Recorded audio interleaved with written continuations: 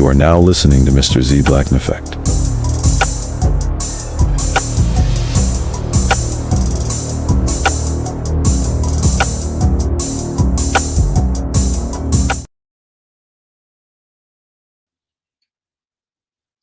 Fair use, fair use. Fair use, fair use. People wanted to jump down my throat when I said that other races of men, particularly these men, love dark-skinned black women the most. And not only am I here to double and triple down on what I said, but I'm also here to say that I am not fully pro-black. I am pro-black woman. There is a big difference. And a lot of times, like, black men will come into the comments making all these defenses and all these things, but like, what we have to understand is a lot of the pro-black ideas were created by men who were misogynists, and I don't agree with that. I have total respect, well, some respect for the men of the 50s and the 60s who led the civil rights movements and all that stuff, but a lot of them were really misogynists. I love MLK, but he cheated on his wife with a lot of different women. I've heard horror stories about the Black Panthers. So my black idea is not architected by men, and it never will be. Now, I'll be honest, most of the books that I've read, like I've read Roots, I've read Copper Sun by Sharon Draper, but I haven't read a whole lot of black literature. So if you have black literature that is created by liberated black women who are not male-centered, I would love to read it, because I do recognize that I need to work on my ideas, but I stand by what I said. I see white men loving dark-skinned black women the most. When I traveled to Asia and I saw interracial couples, the women who got to wear their hair exactly how they wanted to wear their hair and still look beautiful and still feel beautiful, every single one of them, their 4C hair, every single one of them had a white man on their arm. And I'm not here to say that that's the best form of love that a black woman can experience, but what I am trying to say Yes, is, like, you are. the stats are not looking good for black men. So I know that y'all get mad in the comments and you want to talk about how we got a higher marriage rate and interracial marriage rate. Half African American from Memphis, Tennessee. I know my history, I know my culture, and I'm here to say that I am not interested in taking leadership from a black man. I am not interested in taking pro-black leadership from a black man. I don't believe in that. Now, one black man I think I can get behind is Malcolm X. From what I've heard, I can tell that he really loved black women. And I recognize that. I want to get more into his literature, but I am not willing to change what I know in my gut is true to fit what I think a black man desires. Like, y'all are translation, not your feelings the way that y'all should be. Y'all are not. Because if y'all you did, mean worship, we wouldn't be in these shitty situations. We would be able to depend on y'all. Not even me, but like women darker than me. Whatever. It's not all about skin tone. What I'm trying to say is we have to like reconstruct our entire idea of what it means to be black. Because if we are listening to people who hated half of the group of black people, if we're listening and taking ideas from a group that hated black women, that raped black women, or cheated on black women, why is that normalized and accepted? I don't agree with that. And it pisses me off when I see women defend misogynoir, if that's how you pronounce it, misogynoir. I hate that. Because, so you did all this research, all this literature, you read all these books, but you formed an idea of blackness that centers around the black man, and you are a black woman. That to me is a form of self-hate. So I would rather be ignorant and talk about LGBTQ than, like, take leadership from another black man who hated black intuition, women, feelings. To be honest with you. And we don't even know what liberation looks like for black women being centered. We still have not got to that part of history yet. So really, we don't even know if the civil rights era did us the most good. We don't even know what the best form of community could be, because black women are still being oppressed and not seen and not heard and not valued. And I don't fuck with that. I don't fuck with that at all. You meant worshipped. All right, y'all. Yeah, we starting off the morning with the enraging content. Yes, Mr. Z is going to play it again without the ad-libs in a minute.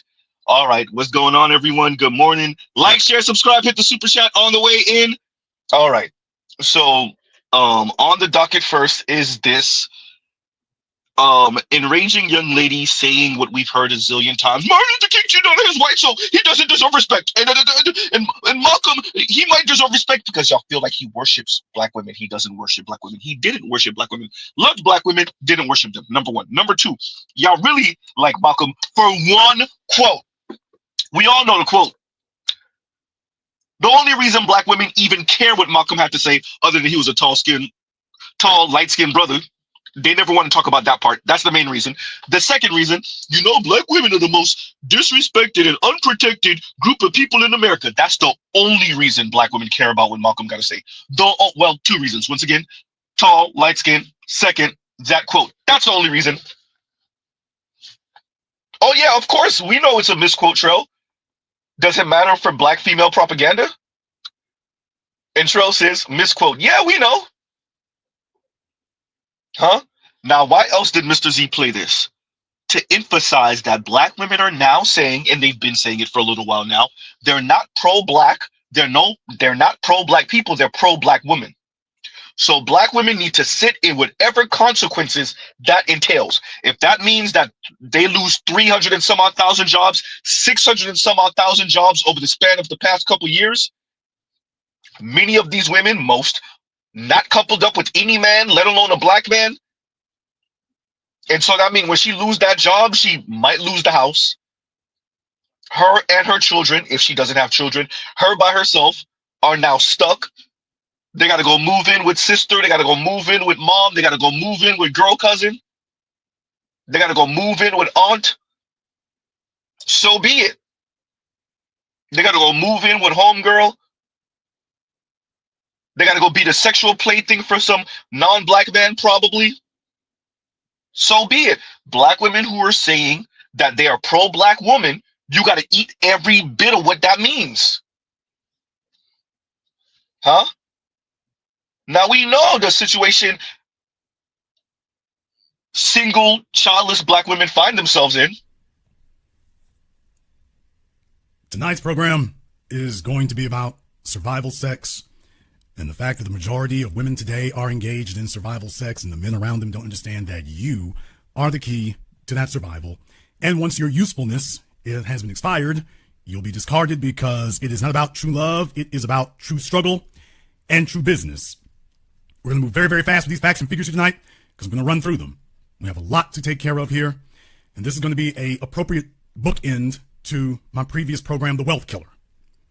Survival sex. First of all, as you can see on your screen here from Black Enterprise Magazine, Black and Latino women who never marry are the least wealthy in the U.S.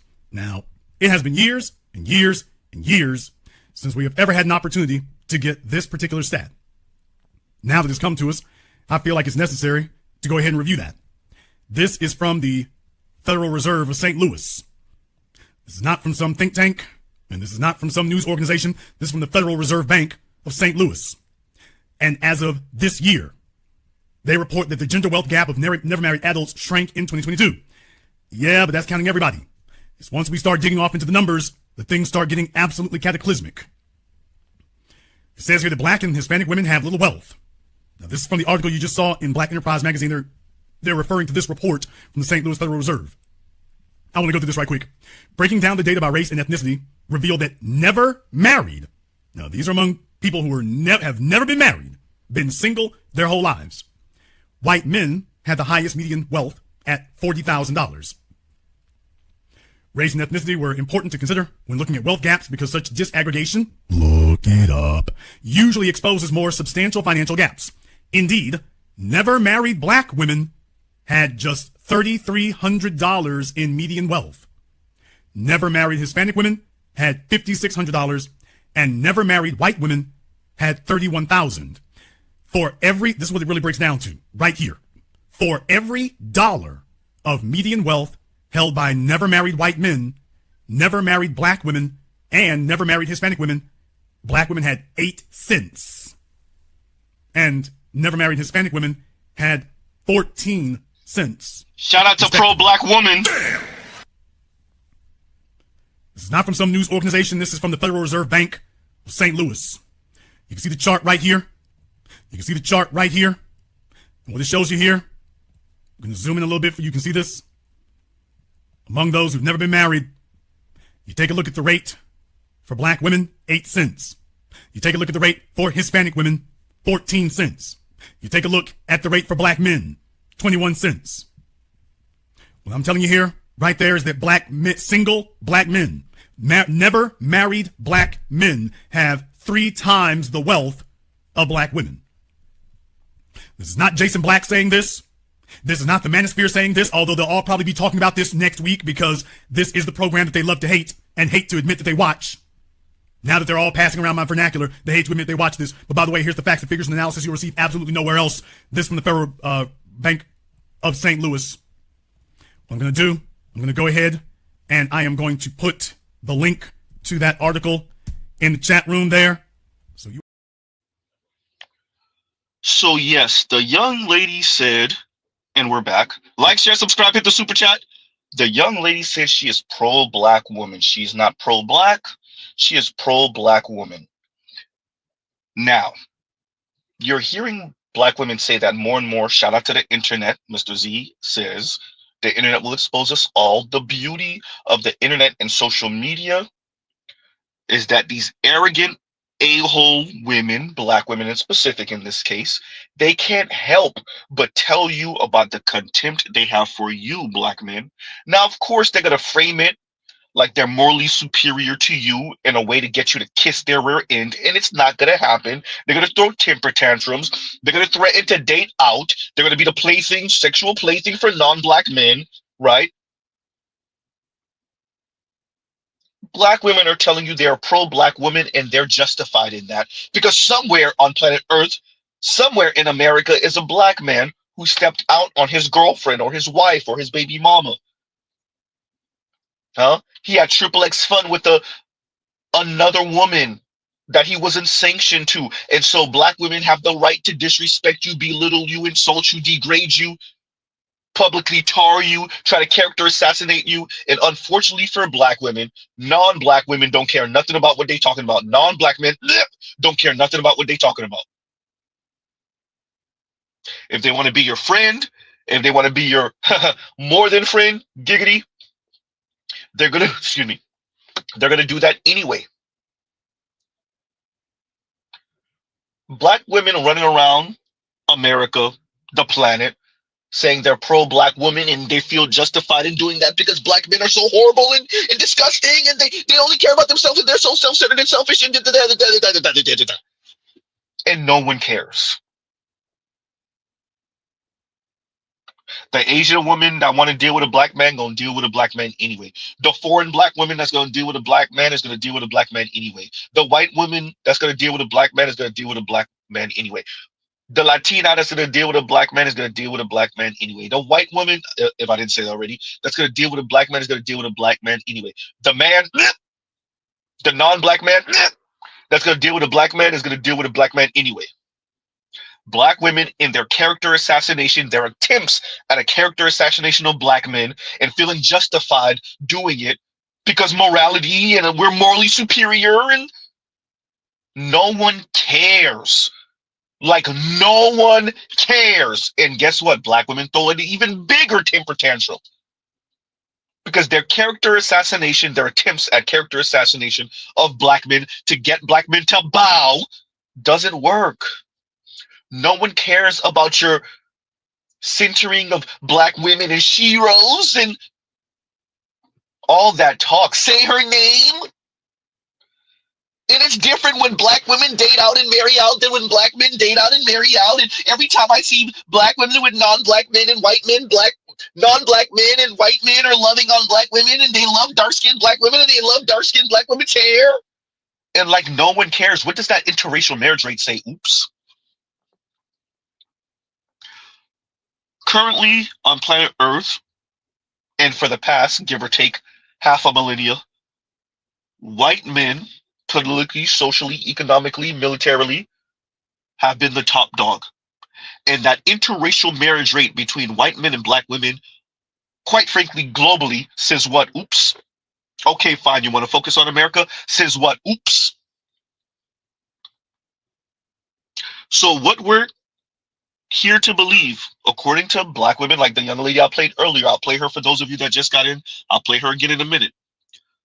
What we're supposed to believe, what we're led to believe, is that non-black men, particularly white men, love black women more than black men love black women, where there is no evidence of that. It has been legal, at least, to marry interracially since 1967, and yet, what, 1%, 0.5% of white men in America are married to a black woman? Huh? White men constitute what, 140, 160 million people in America? Huh? Something like that? 165, something like 160, somewhere between 140 something to like 160 some odd, something like that, right?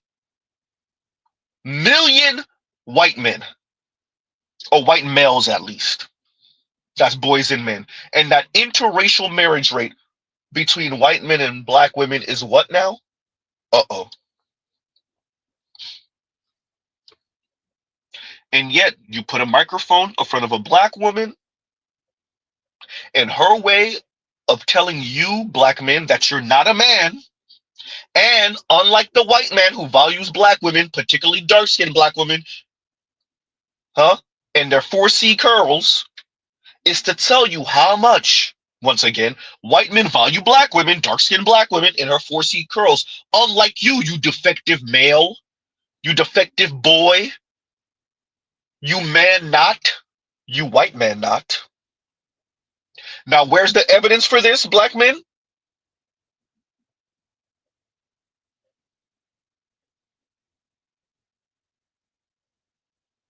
Z, you still there? Z, still here? Z, where is all the evidence of these black women, dark skin, 4C curled hair loving white men who elevate black women to the highest heights? Where's all the evidence of this?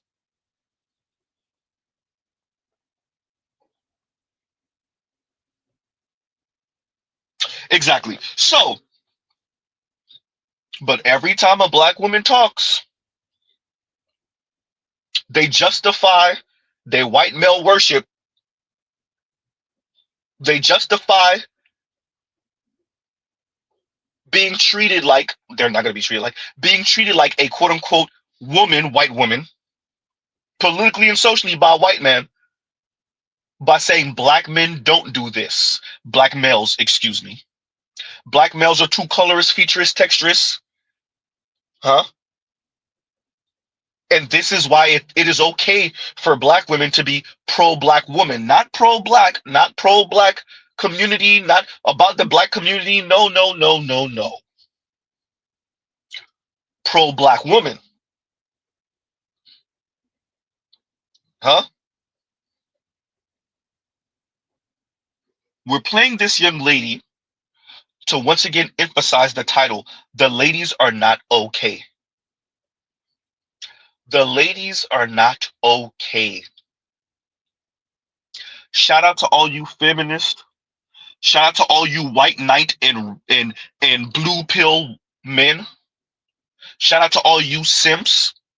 You're not going to get the masses of men, particularly the masses of young men, 30 years old, 35 years old, and younger, to kiss women's rear end to make up for some injustice that their great great grandfathers enacted on women. It's not going to happen. Women don't get to be run around America and the West, but particularly America, being mean, being disrespectful, being rude, being sassy, being smug, being belittling to men, because this is what empowerment and liberation look like. Huh?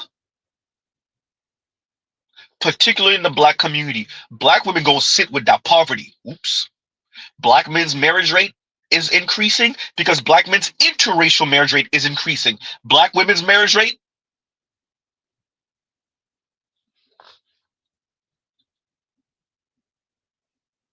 Z, you still there? Z still here. Oops. Black women's interracial marriage rate.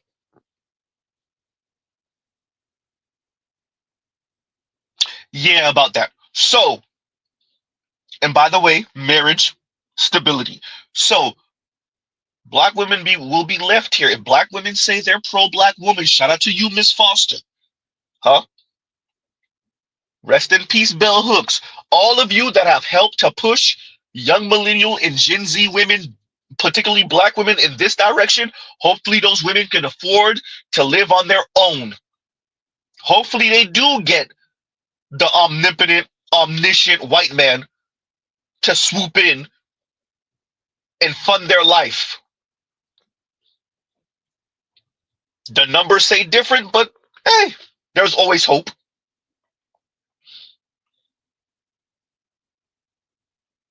Shout out to all the pro-black women, black women, with much of nothing to show for it, but okay, fine. attempting to get the world to appreciate that this is the way it should be because black men are so selfish and self-centered and Martin Luther King cheated on his wife and how can you be pro-black man and how can you be pro-black when black men are out here cheating and and really black men didn't elevate us to white women status. Young lady, what I would say to you is stop being a coward your entire life and say what it really is. Your issue is that black men have the unmitigated gall to be sticking their penis anywhere but a black woman, especially that black men didn't elevate black women to politically and socially being where white women are. You coward. It's a bunch of women, really, their issue is that they're not white women. Now they're going to talk about DV and cheating and financial this and and really your issue is that you're not politically and socially a white woman. Really, your issue is some childhood rejection trauma. Appreciate this. Women in general, black women in specific, they're going to talk about everything but the real issue. The real issue is that you were an ugly duckling when you were 13 years old, and those 13-year-old boys and 14 and 15-year-old boys weren't checking for you. If y'all think there are not 30 and 40 some odd year old, 50 some odd year old black women who that's still their issue, you got another thing coming. Really, your issue is that you're going to work with the white girl, and the white girl just pulled up in a brand new Kia Telluride, and you still driving the Corolla that your grandma gave you 15 years ago. Goddamn, Z. You're still driving the Honda Civic and the Nissan Sentra, huh? And the Kia that your parents got you 12 years ago, 9 years ago. That's your issue. Coward ass women, black women in specific, refuse to tell the truth. They're going to hide behind morally superior. I don't think these women really appreciate what era they're living in. The white boys don't care nothing about what you're talking about, ladies. The white men don't care nothing about that morally superior you think you have above men, particularly black men. Nick Fuentes just walked in the room, barbaric. Stephen Miller just walked in the room, barbaric. Oops. Huh? Tucker Carlson just walked in the room, barbaric. Yikes. Huh? Vivek Ramaswamy and Sagar Enjeti just walked in the room, barbaric. Oh. Huh? These men believe might makes right. They don't care nothing about that moral superiority you think you claim. That moral high ground you think you claim. Shout out to the ladies. Huh? Continuing, we'll play this again for you guys. Y'all give Z 1 second. Shout out to the ladies. People wanted to jump down my throat when I said that other races of men, particularly these men, love dark-skinned black women the most. And not only am I here to double and triple down on what I said, but I'm also here to say that I am not fully pro-black. I am pro-black woman. There is a big difference. And a lot of times, like, black men will come into the comments making all these defenses and all these things, but like what we have to understand is a lot of the pro-black ideas were created by men who were misogynist, and I don't agree with that. I have total respect, well, some respect for the men of the 50s and the 60s who led the civil rights movements and all that stuff, but a lot of them were really misogynist. I love MLK, but he cheated on his wife with a lot of different women. Let's pause right here. If anyone remembers, didn't B. Simone say similar years ago? This is what black women are using to justify trying to center themselves, nothing wrong with that, in the civil rights story. But not just center themselves, push black men off of the goddamn history pages. Have fun with that in an era where Florida and Texas are trying to rewrite civil rights anyway. Have fun, ladies. Do you not understand the play? Smart dummies. You want to rewrite history, so does the racist white man. A match made in hell.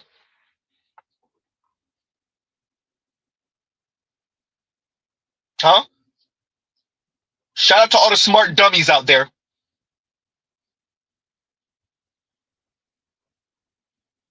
The same thing B. Simone and other black women have been saying. He stepped on another wife one time, so we're gonna rewrite history. He's not that great. Oh, ladies, he's not that great. How many black women during the civil rights movement end up with a bullet to the heart? I'll wait. And that means the Black Panthers also. I'll wait. All these women forgot that the men we're mentioning, from Medgar Evers to Martin Luther King, huh? All of these men ended with a bullet to the face or the heart or the head. Huh? Oh, you cowards just want to be in the history books. Did you forget the ultimate end?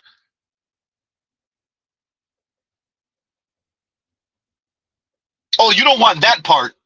Nobody want to see a black woman with half her head blown off. Y'all don't want that part. Huh?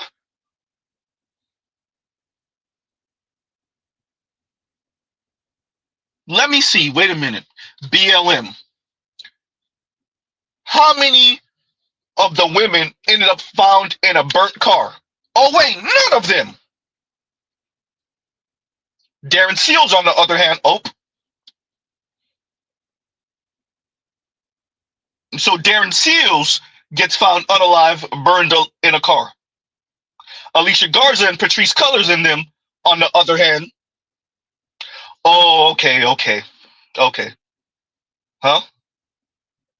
Pro-black woman, right? Yeah, that's it. Continuing. People wanted to jump down my throat when I said that other races of men, particularly these men, love dark-skinned black women the most. And not only am I here to double and triple down on what I said, but I'm also here to say that I am not fully pro-black. I am pro-black woman. There is a big difference. And a lot of times, like, black men will come into the comments making all these defenses and all these things. But, like, what we have to understand is a lot of the pro-black ideas were created by men who were misogynist. And I don't agree with that. I have total respect, well, some respect for the men of the 50s and the 60s who led the civil rights movements and all that stuff. But a lot of them were really misogynist. I love MLK, but he cheated on his wife with a lot of different women. I've heard horror stories about the Black Panthers. So my black idea is not architected by men, and it never will be.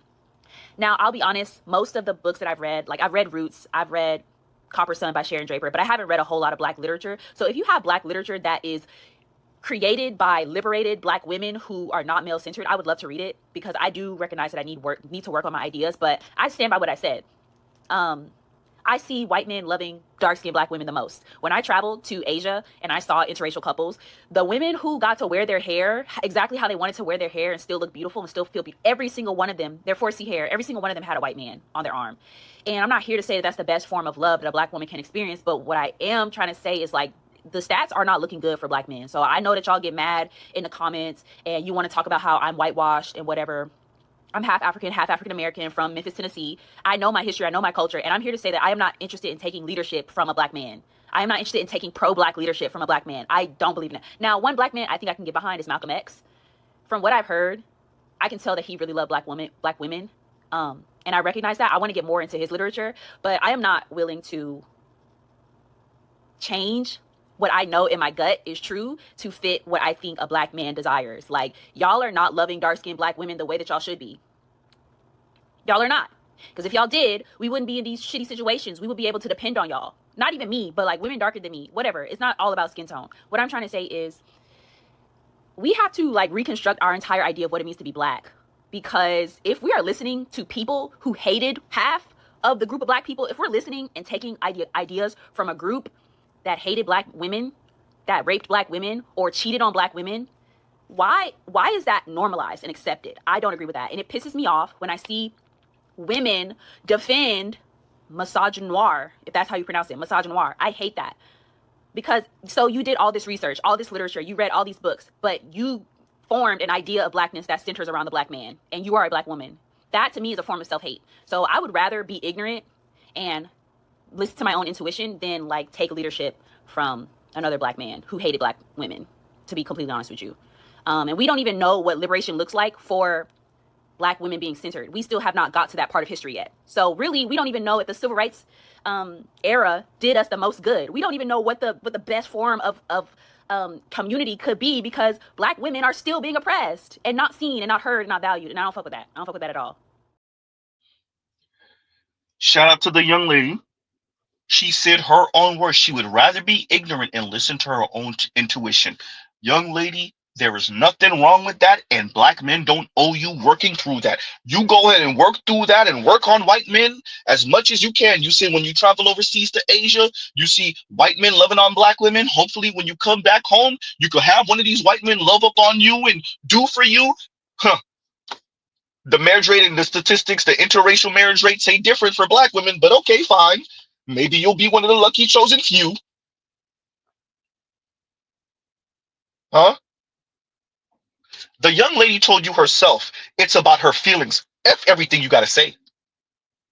She said it. Shout out to the young lady.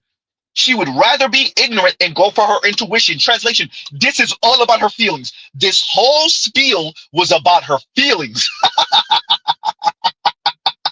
Oh, let them talk. That's what Z says. Let them talk. Huh? I want you to appreciate this clip was 4 minutes and some change long. Mr. Z sped it up. Huh? In a matter of less than 5 minutes, she told you what the real issue is. Huh? And she's told you black men aren't loving black women enough for her. Translation, black men aren't worshiping and kissing black women's rear end. We haven't centered black women enough in the civil rights story, in the civil rights movement. Where the sheroes? Why aren't y'all kissing our rear end enough? Center us. Oh, you gotta love it. Center us, black women. See, the reason why Mr. Z plays women like this, and we play the Kim Fosters and the Chrissies and whatnot, we play both, right? We play women like this so that we can see what the message looks like when it hits your everyday layman black women's ears, right?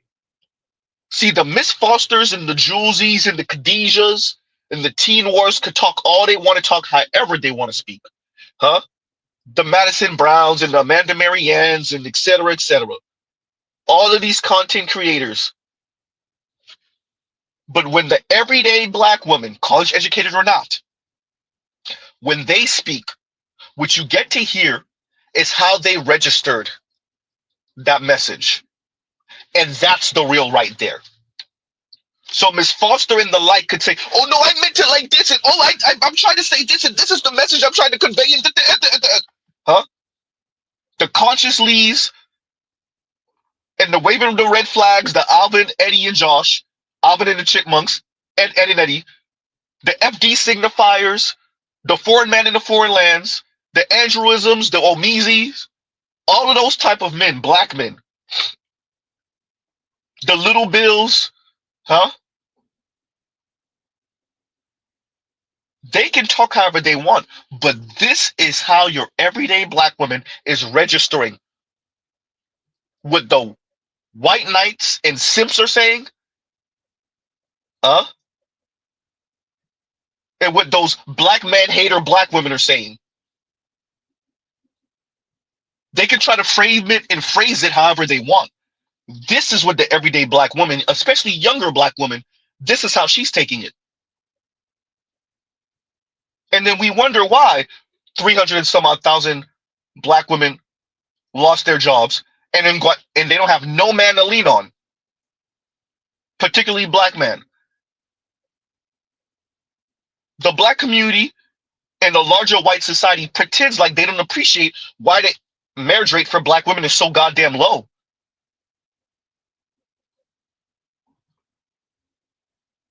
Why black women are the most impoverished. And what Mr. Z does on his channel, every stream is present the evidence. This is why.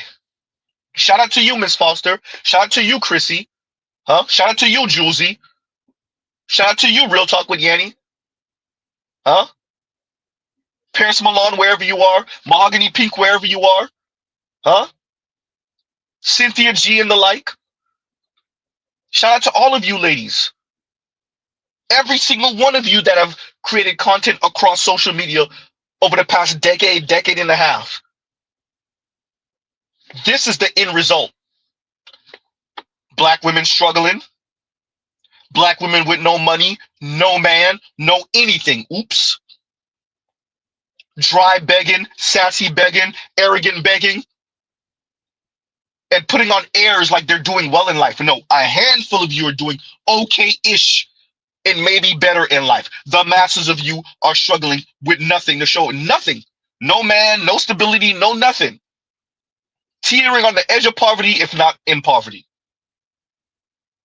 All of that to maintain Chrissy and Kim Foster's gender war. Huh? To maintain divested zealots' gender war. To maintain hashtag Black women's gender war. Yeah. The ladies are not okay is the title. Huh? The ladies are not okay. This young lady said all of that. And we're living what she's talking about. We've already benign neglected black men and boys. What has that gotten black girls and women? Except of a couple of frivolous degrees that you're watching Donald Trump rescind. By the way, that doesn't mean anything anymore. That doesn't mean anything anymore. That's not accredited anymore. That doesn't mean anything anymore. That's not accredited anymore. Huh? This one you're not going to get any financial loans for. This one you're going to get high-ass interest rate financial loans. Huh?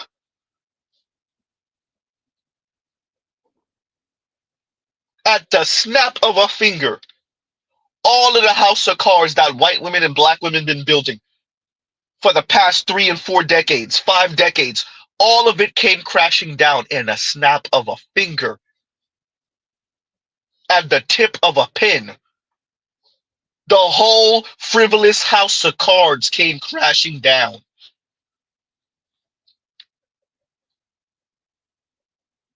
Huh? I said it on election day. Was it election day or the day after? The day after. What Trump was going to be on, and here we are. Over a year later.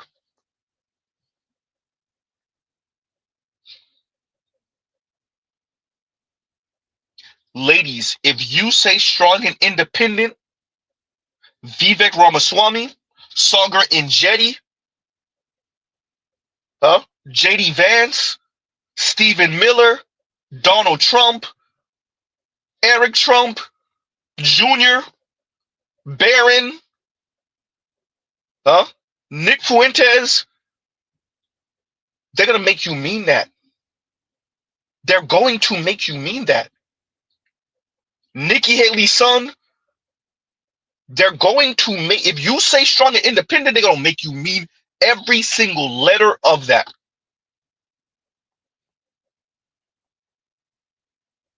Huh? So all of this say her name, she rose talk, decenter men talk,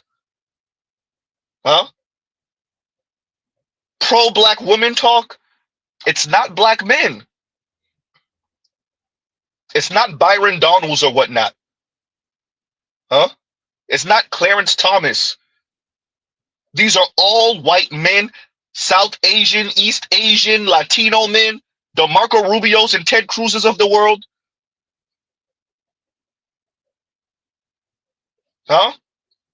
Dear ladies, you said center women, decenter men? Alrighty then.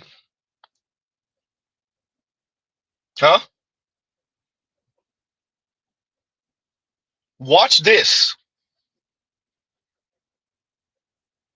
The young lady said community. Fascinating how these women use the term community. No, ladies, community will not be black women-led chaos with, in case of emergency, break glass black men. Maybe y'all can count on the FD signifiers of the world and the conscious leads of the world. The masses of black men will leave you where you stand. Have fun with that. Gen Z black men,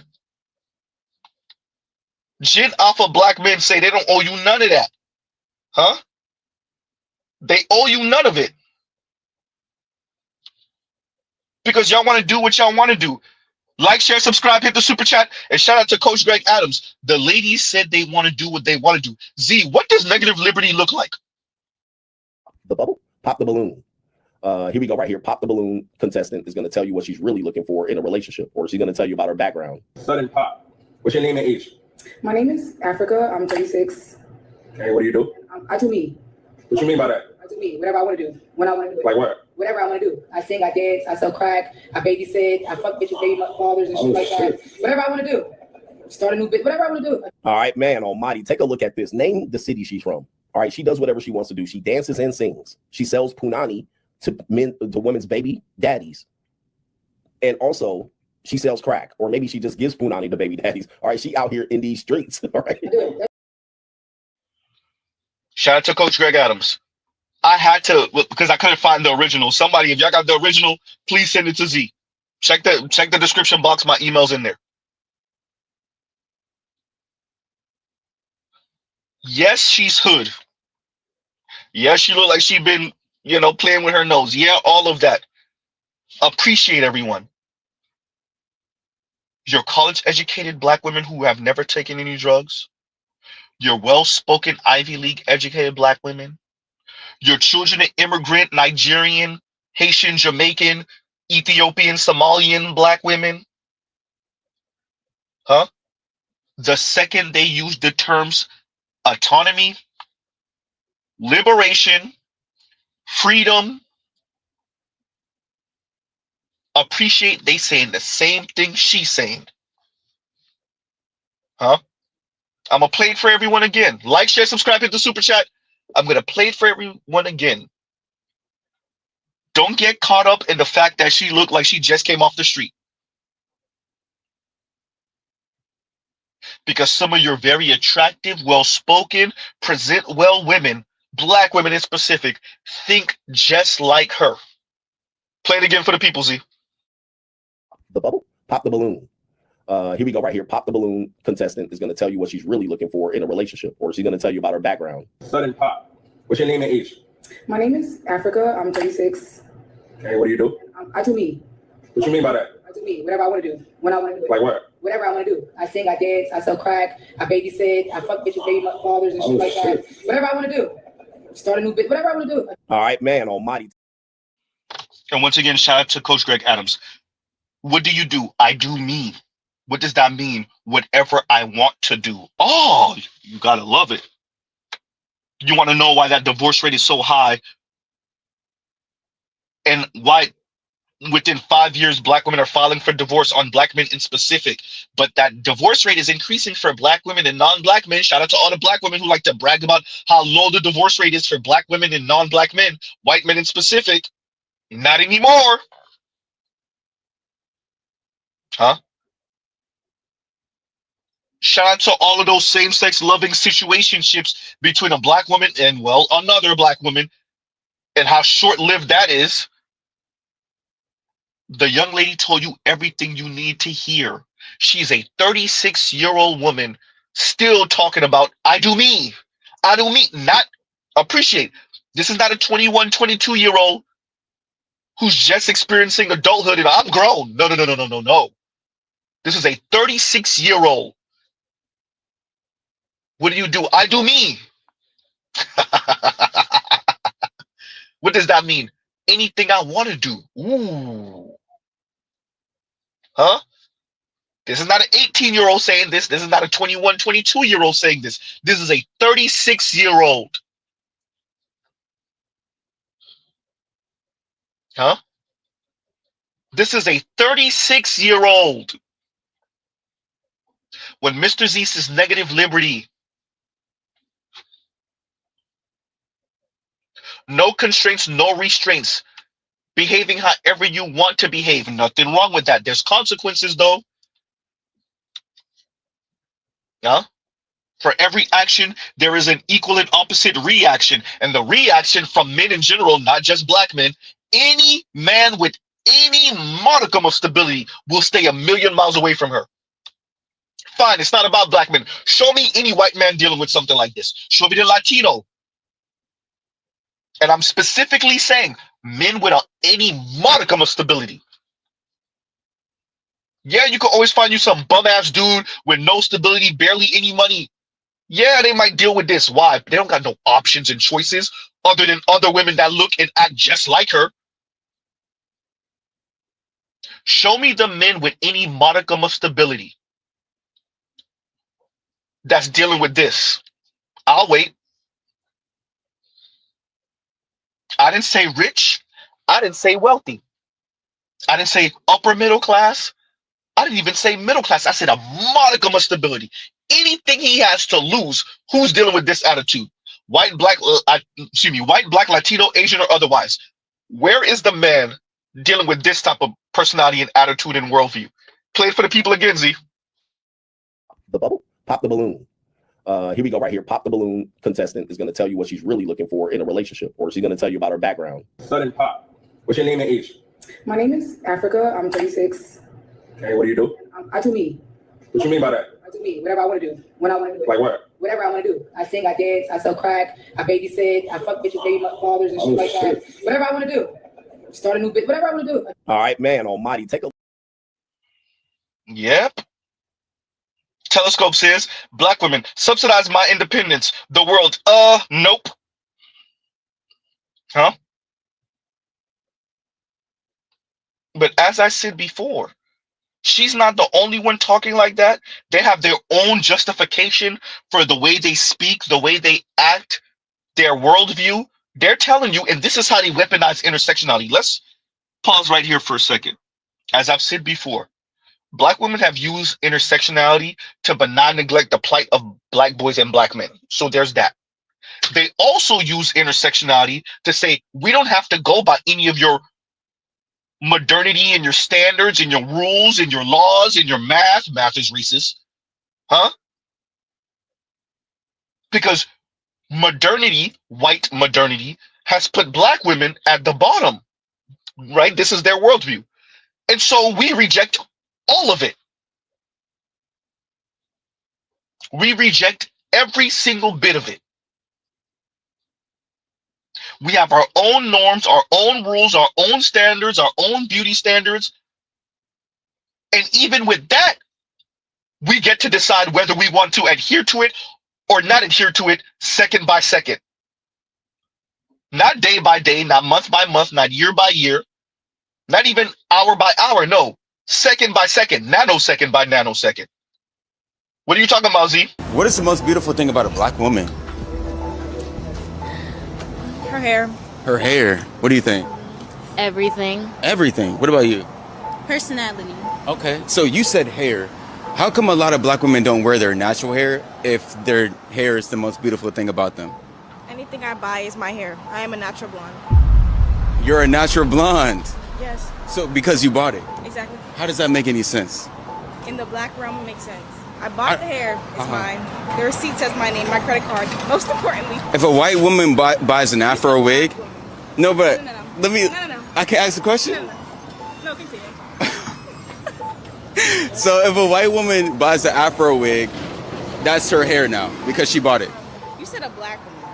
I'm buying black woman standards. No. So the black standards don't apply to white women. Is that what Are you're you saying? trying to say like if a black person was to buy a straight wig, like that's wrong? Like a black person can buy. The young lady with the blonde weave said, I'm going off of black women's standards. She was being comical, but it wasn't a joke. Ooh. Huh?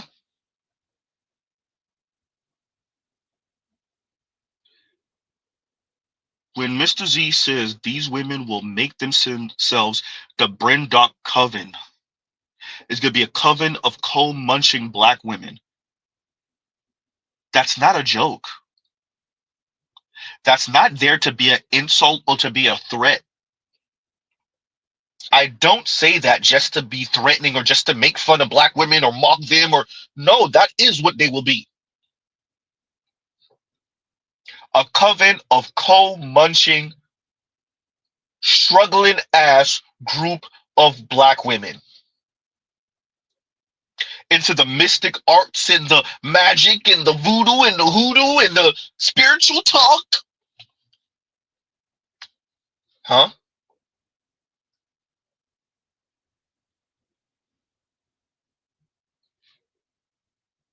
We are in the place, and we're fast approaching, where the science and the technology will allow for people to curate a bit of their own reality. And black women so incensed with the world, black women in America in specific, so incensed with the world that they are not politically, socially, definitely economically upper middle class and above white women, to pull the "you can't fire me, I quit," they will resign themselves to co-munching covens.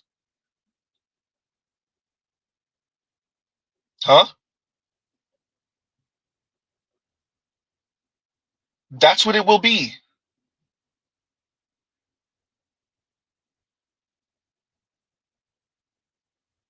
They will be the air quotes red light district for men, for black men, for white men, for Latino men, for Asian men. Z, what you talking about? They already are. Oops. Anyway, that's what it will be. I want everyone to appreciate when black women hear autonomy, when they hear agency. Most of them don't know the term negative liberty, so I won't even say that. When they hear autonomy, agency, liberty, freedom, it is the two videos I played. It is that. I do what I want. I see somebody said she sound like Cartman. I do what I want. I do what I want. There are no rules that I am to be held standard by. What was the verdict? A white man is not bound to any laws or somebody know the quote Mr. Z is saying. Somebody type it down so I can read it because right. A white man is not does not have to be beholden to any law or anything that respects black men. Something like that. Mrs. E can't get it. I can't get it up. Right. That's black when black women are not held to any standard, not just from black men, specifically from black men. They don't have to follow any rules or norms or anything like that. Fine. But from this society, right? And there's nothing wrong with that, except there are 340 plus million other Americans. There are going to be black women that disagree with these type of black women. Obviously, there's going to be black men. Then there's going to be non-black folks. Yeah, the Dred Scott quote. Yes, I'm awful. That's the one I'm trying to refer to. Yes, exactly. Blue Sox is the Dred Scott decision. That's the one. That's the one. White men are not bound to respect any law concerning black men or something along those lines. I can't get it out. Huh? So we're gonna play those two again. Black women are telling you, I don't have to follow none of that crap. It doesn't edify me. Huh? And that's what we are. Black women are saying, I feel so put upon by non-black folks, but definitely by black men, because you're not kissing their rear end. Remember, you're not kissing their rear end, so they feel so put upon. But black women are telling you, I feel so put upon that I don't adhere to none of it. I'm not following any of it, specifically if a black man talks. Who is he? How dare you have an opinion? And then wait a minute, you're not even the white man. You don't have no money and power, not like the white man. So I don't adhere to any of your beauty standards, your ideas. I do what I want. Continuing. The bubble, pop the balloon. Here we go, right here. Pop the balloon contestant is going to tell you what she's really looking for in a relationship, or she's going to tell you about her background. Sudden pop. What's your name and age? My name is Africa. I'm 36. Okay, what do you do? I do me. What you mean by that? I do me. Whatever I want to do. When I want to do it. Like what? Whatever I want to do. I sing, I dance, I sell crack, I babysit, I fuck bitches, baby fathers and shit like that. Whatever I want to do. Start a new bit. Whatever I want to do. All right, man almighty. Take a look at this name. Shout out to Coach Greg Adams, wherever you found that, Coach Greg Adams. For real. I know he didn't focus on it too much. Mr. Z is, because all I heard through this was negative liberty. That's all I heard. I do what I want to do. No standards, no rules, no norms, no any of it. I do what I want to do. But there's consequences to that. And what happens when you have thousands, tens of thousands, hundreds of thousands, millions of black women that think just like her? Whether they're educated or not, whether they're from the South, whether they're from the East, the West, the Midwest, the Pacific Northwest, whether they're light skin or dark skin, huh? Tall, short, heavy set, slim, attractive, non-attractive, and you have millions of who America considers black women who think just like that. What can anyone do with that? Notice I didn't just say black man. What can anyone do with that worldview? I do what I want. Millions of black women that act like I do what I want. I'm not held to any rules, any standards. And you heard what she said? I pipe women's baby daddies. You mean you get piped by, but anyway. You have millions of black women, particularly in America, but they definitely exist in the Caribbean. You better ask some Jamaicans and Haitians and Trinis and Guyanese and USVI and Barbados and Trini and Trinidad. Huh? I do what I want. Huh? I'm to be held by none of your crap ass standards. You're not a white man. Huh? There's black women standards, and then there's that white patriarchal whatever the hell going on over there. Oh boy. What is the most beautiful thing about a black woman? Her hair. Her hair. What do you think? Everything. Everything. What about you?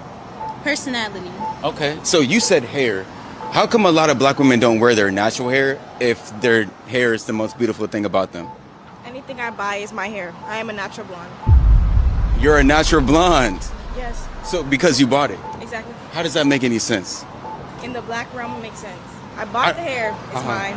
The receipt says my name, my credit card. Most importantly. If a white woman buys an afro wig, no, but No. let me. No. I can't ask the question. No, continue.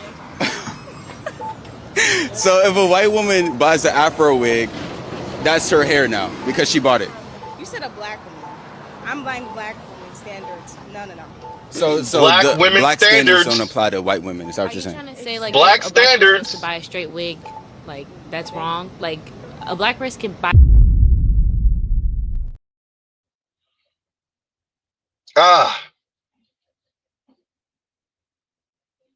Chief Rocker said, you see, she said in the black realm. I heard her.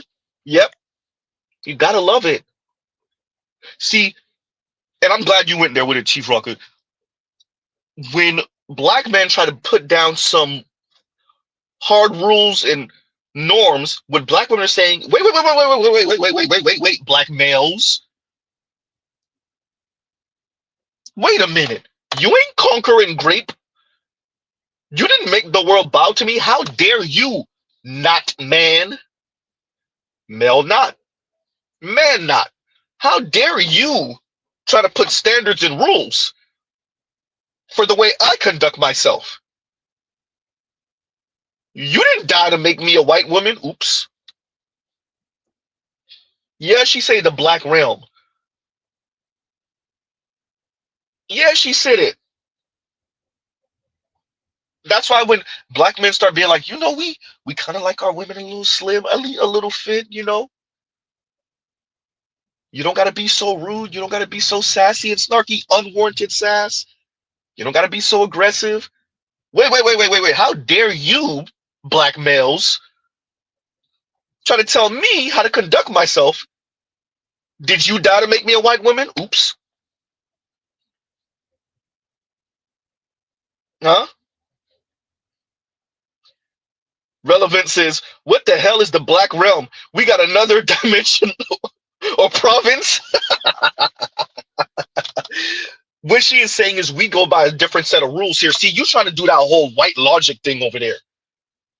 You're trying to do that whole white European beauty standard thing over there. No, you forgot. No, this is the black gynocracy over here. No, we don't adhere to none of that over there. You sounded like a white man, and you're not even white. And you're not a man. Oops. Huh?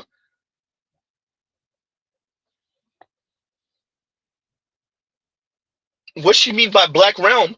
What she's saying is in the what they would consider black community. We don't go by none of that stuff. See, you trying to make sense and be like, I'm buying another woman's hair texture and putting it in my hair. Yeah, none of that, none of that. I put money down. It's mine now. It's in my head. It's black hair. I don't care what the texture say. I don't care what the packaging say. It's my hair. Why? Because I said so. And I'm a black woman. How dare you question me, you black male? Did you forget your place? How dare you question me, you black male?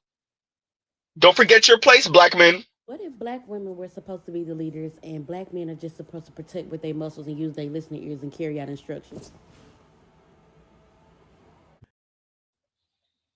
Huh? Ah, gotta love it.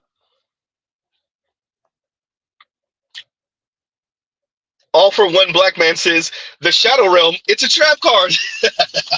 Shout out to Yu-Gi-Oh! Right? Oh, you gotta love it. Y'all see the picture Mr. Z is painting? The ladies are not okay. They sound schizophrenic. Huh? They're telling you you either center them or there's nothing. They're telling you they do what they want to do. Yeah, there's a cost to that. Huh?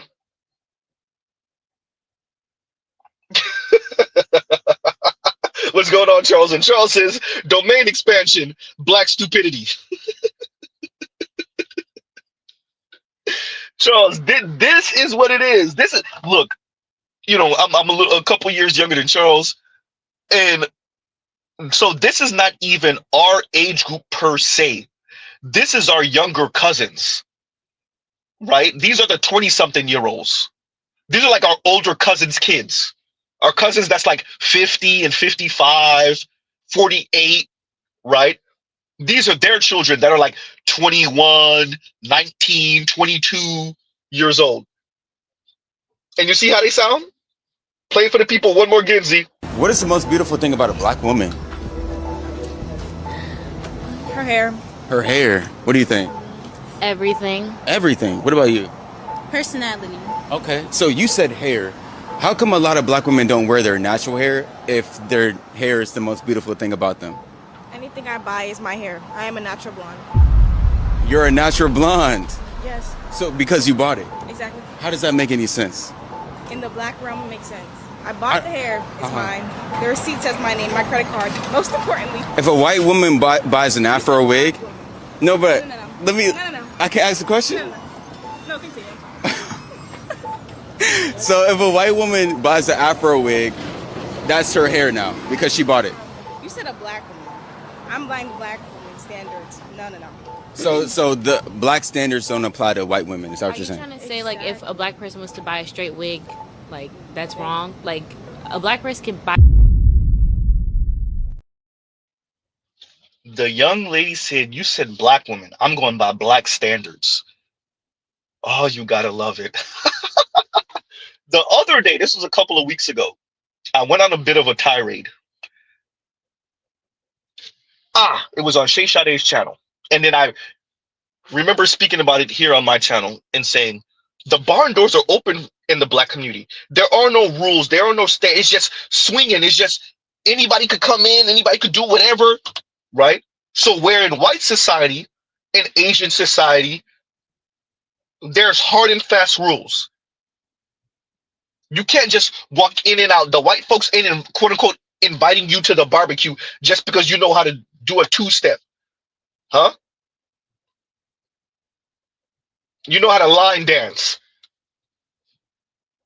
You wear fitted jeans and cowboy hats, huh? And checkered shirts. You don't just automatically get to be quote unquote white and invited to the barbecue, to the white barbecue. Just because you know how to salsa or merengue doesn't mean you get to be invited to the Latino barbecue, huh? You know how to speak Japanese, Mandarin, Cantonese doesn't mean you get to be invited to the Asian barbecue. Just because you've had triple X fun with an Asian woman or with a white woman, a Latina, doesn't mean you get to be invited to the barbecue. But the black quote unquote community, because of black women, oh, you've been in a situationship with a black woman. Oh yeah, you can come to the barbecue. You know how to do a two-step. Oh yeah, you can come to the barbecue. You talk crap about black men and quote unquote defense of black women. Oh yeah, you could come to the barbecue, huh?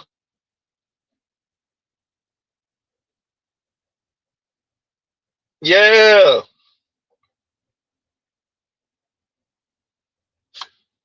She said, I'm going off of black standards. You said black women. I'm going for the black standards. What's the black standards? The black woman standards. Just edify you, kiss your rear end. Speak life into me, edify me. Translation, kiss your rear end. Worship the ground you walk on. Huh? Yeah. You gotta love it. The ladies are telling you what this is about. They're telling you it. Sometimes they're joking, sometimes they're not. Sometimes they're sober, sometimes they're drunk. Sometimes they're angry, sometimes they're okay, they're sad. You listen long enough, I don't suggest it for your own mental health. And the ladies are going to tell you what it is. Once again, to the title, the ladies are not okay. I'm covering this today, Mr. Z Ramen, to emphasize this.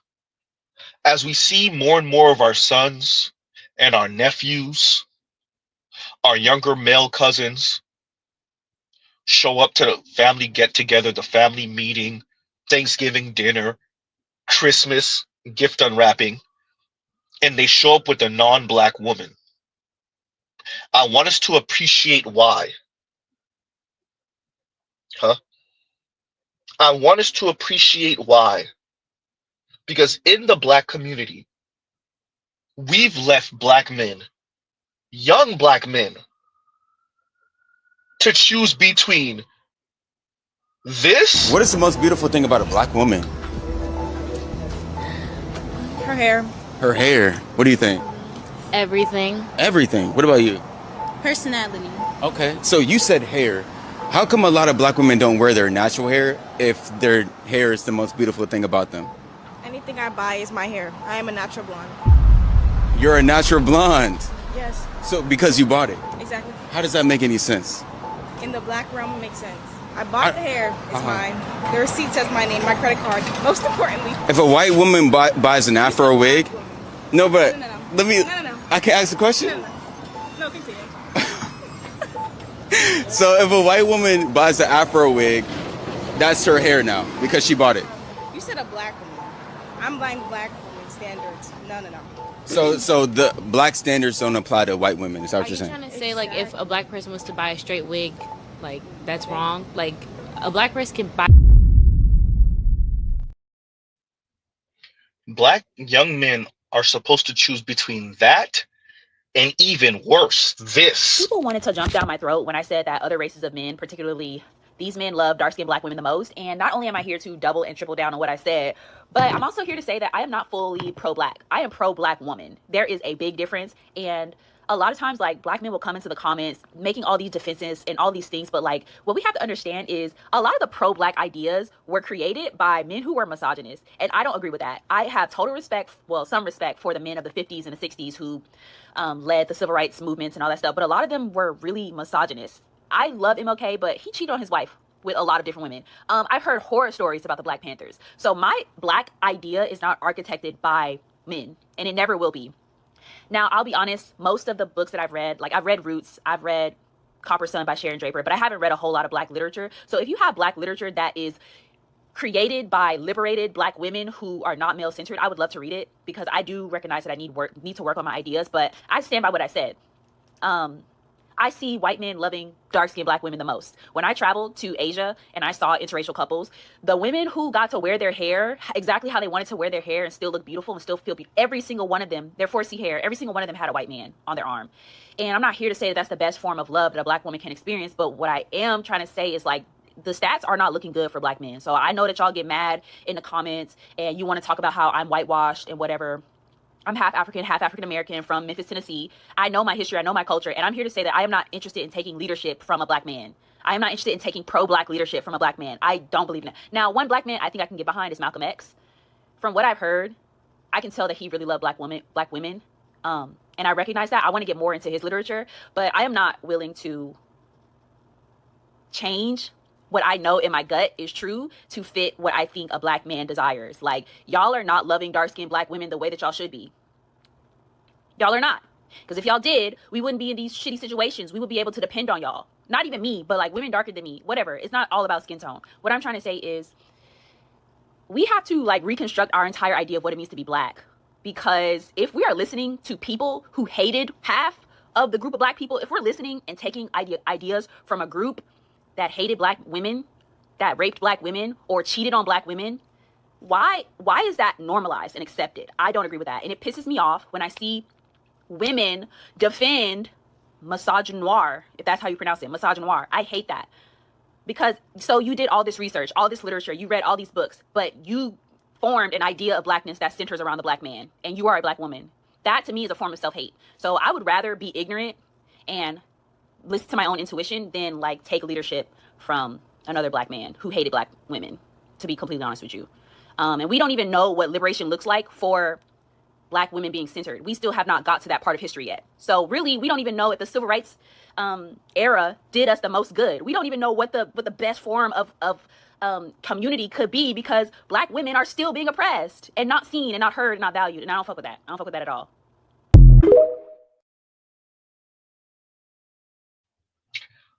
All for One Black Man says, I traveled to Asia. I mainly saw black women alone.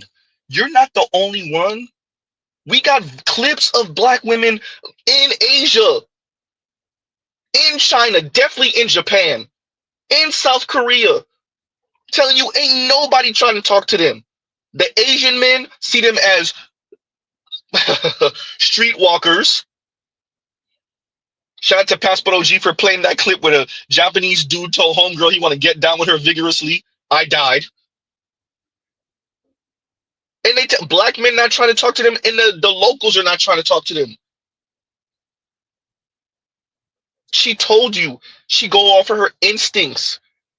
In other words, her feelings. She don't care nothing about what's factually accurate. She doesn't care that black women in Southeast Asia and East Asia, we're not even going to say South Asia. Don't make me laugh about India, Pakistan, Bangladesh, Sri Lanka, etc. We're not even going to mention South Asia. To spare black women their feelings, we won't even mention South Asia. And they forget West Asia. We won't mention Afghanistan and the like. Iraq, Iran, etc. To spare black women their feelings, we won't even mention West Asia. It's even worse. We'll just focus on Southeast Asia going east to be nice. Black women are telling you the men are not checking for them. And yet this young lady is telling you when I'm in Asia, I see the white men loving on black women. So you're trying to tell me, let's get this right.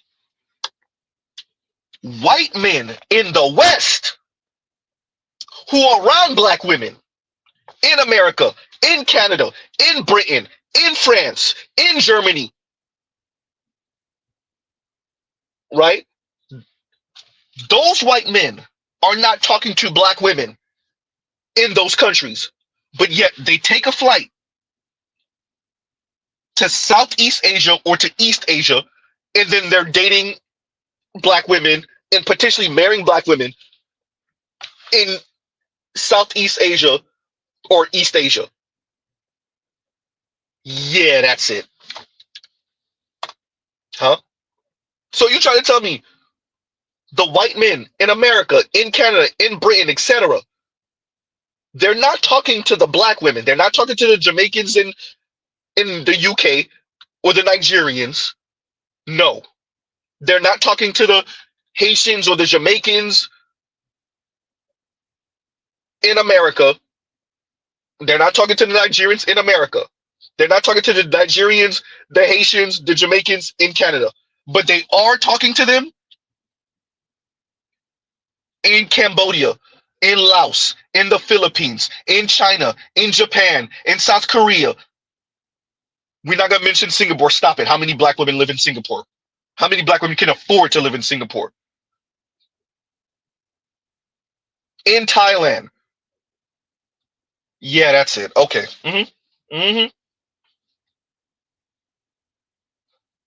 This is how far black women are willing to go to attempt to prove a point.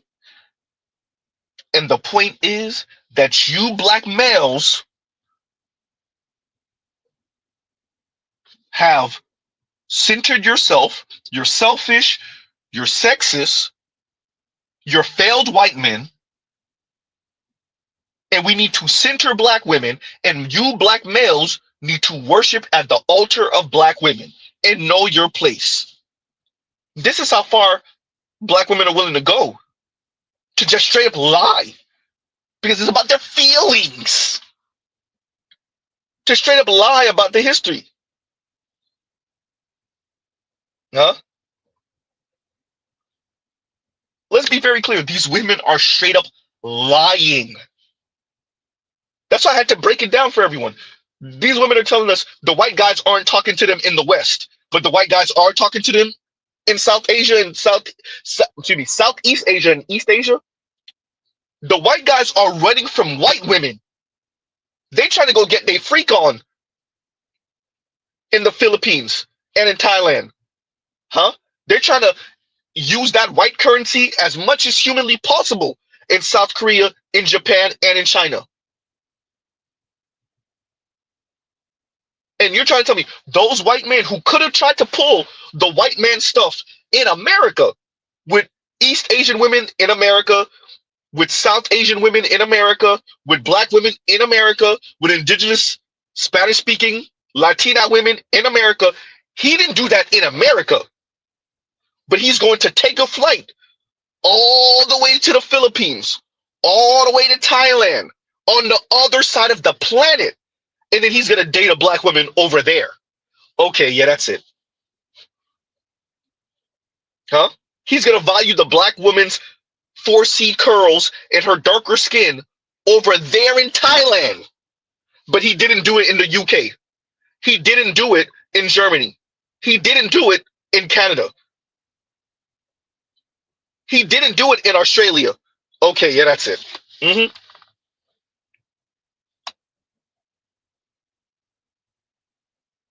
Sometimes you need to say something slow. You need to pause on every syllable. You need to make sure you emphasize that this is a question. Sometimes a statement, right? So that you can emphasize, lady, you know we know you're lying, right? Like, where's your proof of this? Because we have proof. We have videos of black women in Japan telling you they feel invisible. Telling you the men that are trying to talk to them only want a pipe.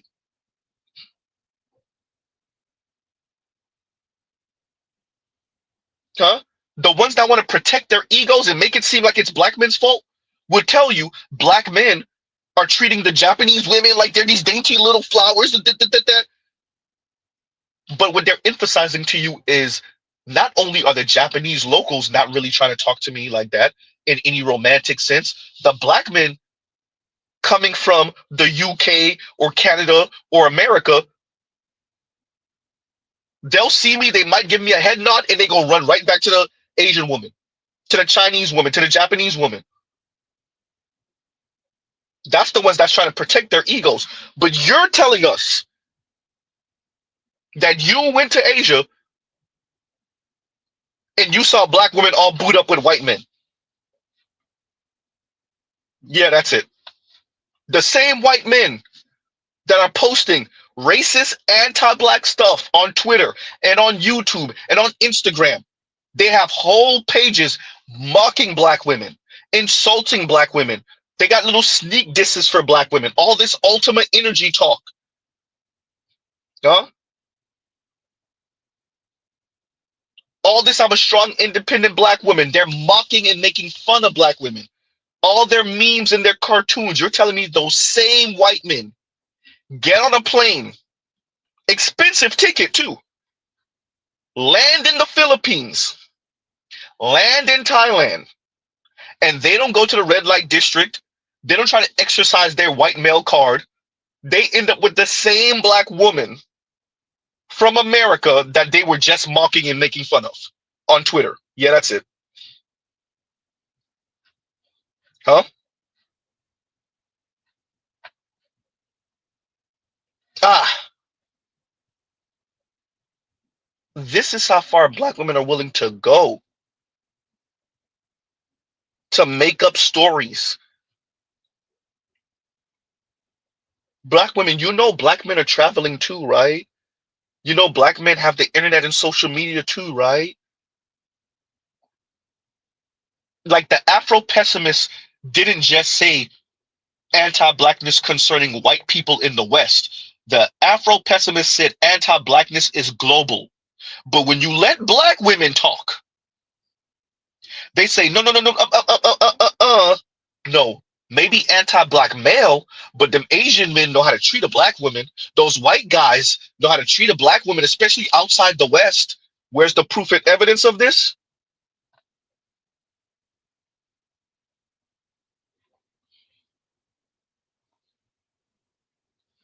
Z, you still there? Z still here?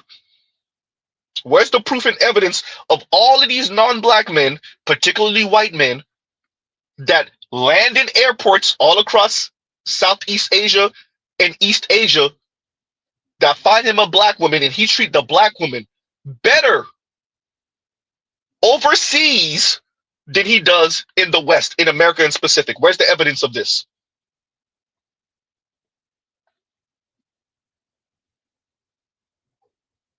Z, you still there? Z still here. And KMS says, and we'll pause for a second. And KMS says, and thank you for the super chat. So American men go overseas to crack American women on his face that don't make effing sense. But KMS, it doesn't have to make sense. See, you're trying to be factual. You're trying to make sense. You're trying to connect the dots. Huh? You're trying to make sure the Jenga blocks align. Black women said F all your talk of modernity and facts and figures and numbers and all of that. I said it, and that's what it is. I feel this way, and my feelings are justified, and F what you talking about. Huh?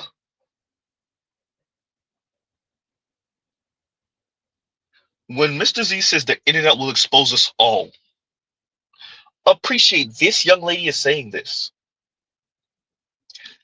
We have video after video, dark-skinned black women, light-skinned black women, middle-aged black women, younger black women. And all of these black women are telling you they're in these East Asian countries and the locals ain't talking to them and for romance, and the black expats are not talking to them for romance. They're in those countries recording themselves in their kitchen, in their living room, man on the street interviews, and they're telling you that. But this young lady is telling us, no, that's not it. The white man overseas, they love us. They know how to treat us. And when we with them overseas, we got our hair out natural, and we got our hair out however we want to have it out. Huh? Yeah. You got the white women in Japan telling you they're not getting that much love. And we're not talking about hideous white women either. The white women in Japan are telling you they're not getting that much love. But this young lady telling her she going to Asia and she's seeing black women, darker skinned black women, all booed up with white men, not even the locals. Mr. Z is more likely to believe that a local dude, because of the novelty of it all, and clearly we have attractive black women, come across an attractive black woman. He's been watching black women on music videos his whole life, and he find her attractive and he value her, etc. But for you to say that white men who are around black women in the West are not talking to black women in the West, but they're overseas meeting black women and then wifing them up overseas, yeah, that's it. Huh? Just about anywhere in America, outside of certain places, you've been two corners and you're in a black neighborhood.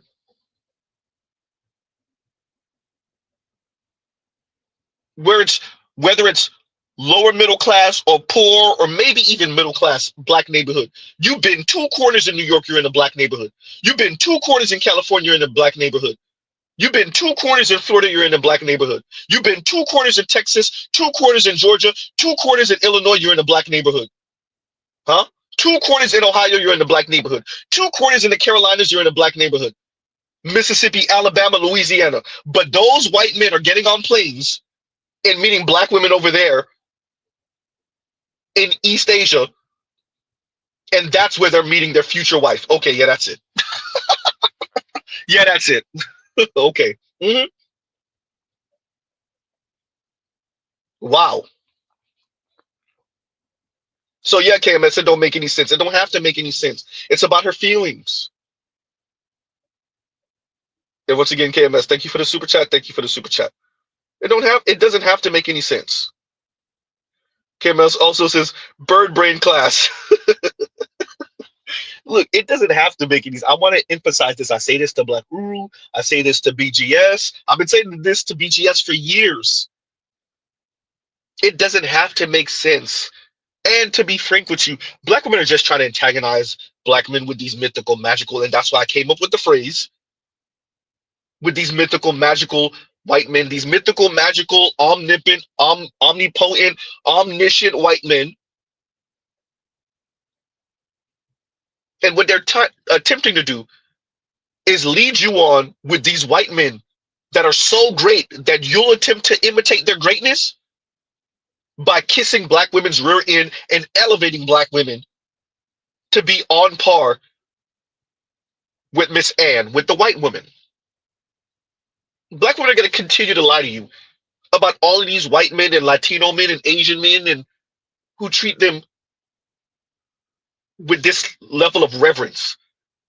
Are there black women with white men who get treated well? Yes. This is the real world. Are there any significant number of black women with any non-black man? No. Let alone a non-black man that doesn't just love his black wife, but worships his black wife. Where's that? Huh? Notice Mr. Z's not just saying one or two industrious white men in Africa that's married to a black woman and he treats her well and he buys her nice stuff and they live in some mansion somewhere in the Congo or something, in South Africa or something. No, that's not what we're saying. With black women across the diaspora, particularly in the West, particularly in America, are attempting to get everyone to believe, particularly black men, is that there are droves of white men and non-black men, but white men specific, with all of this money and all of this status, who's also tall and good looking, who are willing to spend on black women who they worship. And the only reason that these white men are not coupled up to black women is because black women are simply too loyal to the black community, specifically to black men. And that what black women need to do is decenter black men in specific, decenter men in general, and this will allow for black women to be clear-headed and allow for them to go for the man that presents the most, the better suitor, right? The suitable suitor. And what black women will find is more often than not, that will be a non-black man, particularly a white man. That's what black women are attempting to get everyone, but particularly black men, to believe. Once again, where's the evidence for this?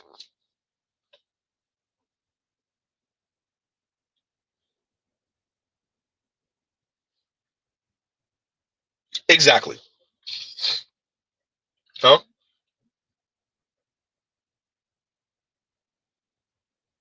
This is what black women are attempting to get black men to believe, so that black men can, quote unquote, step their game up. Air quotes, step their game up.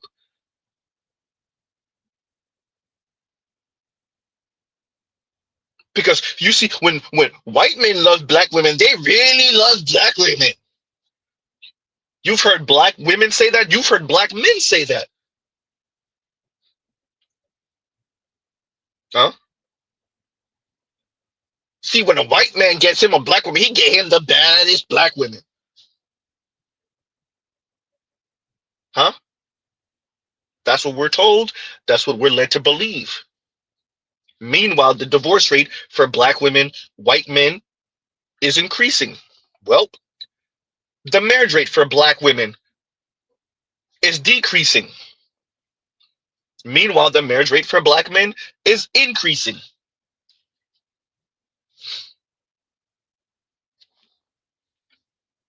Anyway, and thank you for the super chat, KMS. Thank you for the super chat. Like, share, subscribe, hit the super chat.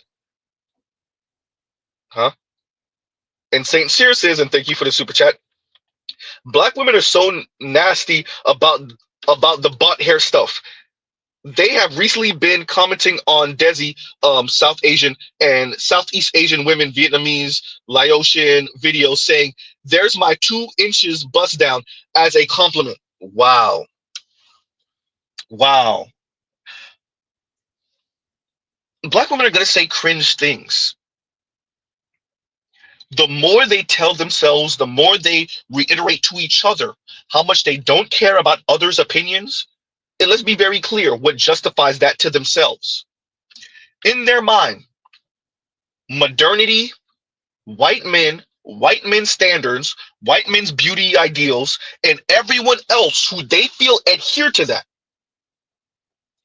Those people's opinions, those people's facts, their data, their statistics, history means nothing because it doesn't edify and elevate black women.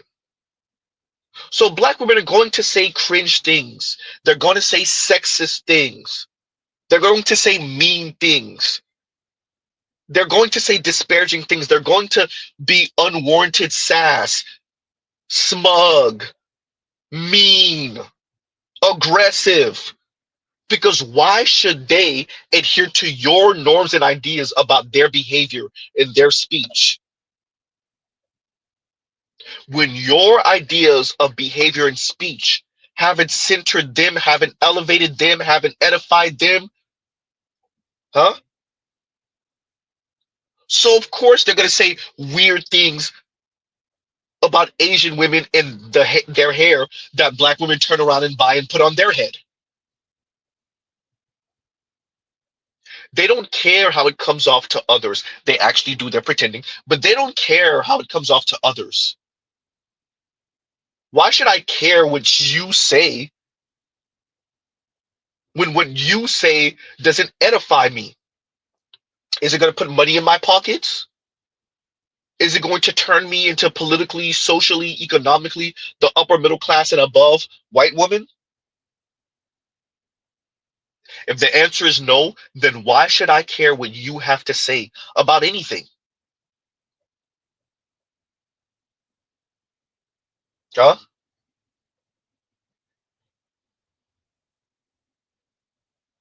Black women's anger knows no bounds concerning their social, political, socio-political position in America. Their rage knows no bounds.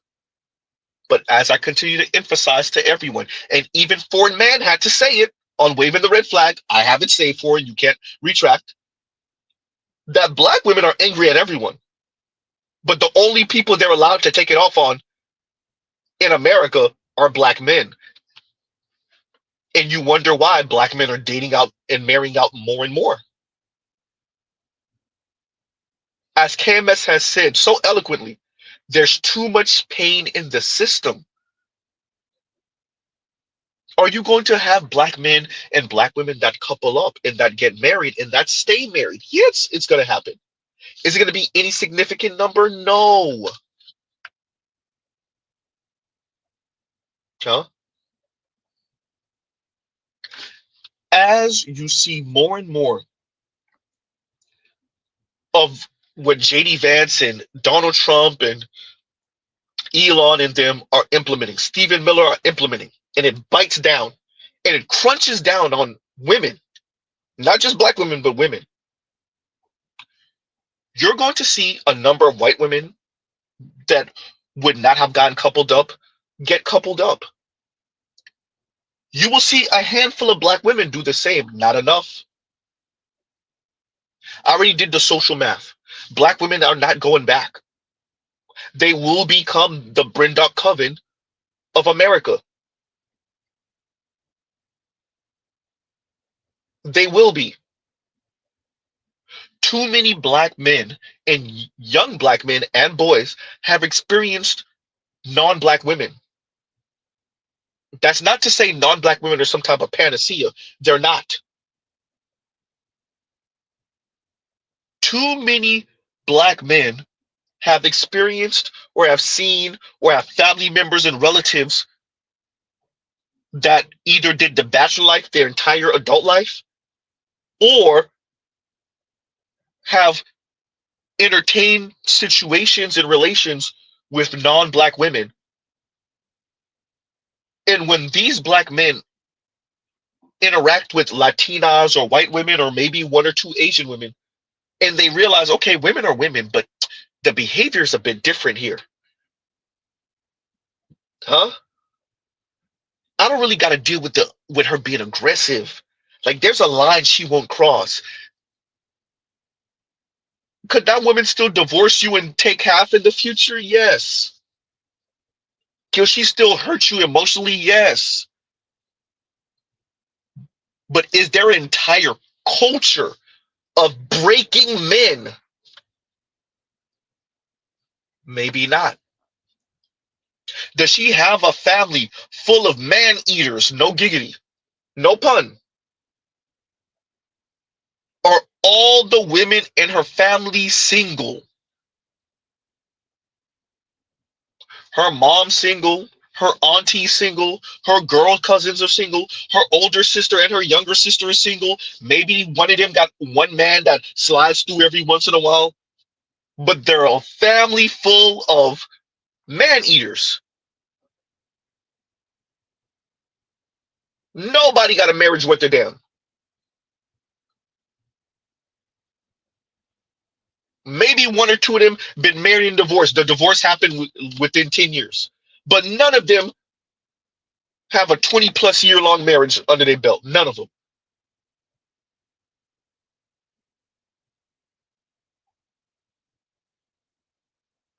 Too many black men and black boys have experienced non-black women and even non-Americanized black women for those black men to go back. Black women are going to find themselves being the Brindok Coven. For those of you that don't know, Brindok Coven, if I'm pronouncing it correctly, is the coven full of women in the series Acolyte. It's a Star Wars spinoff.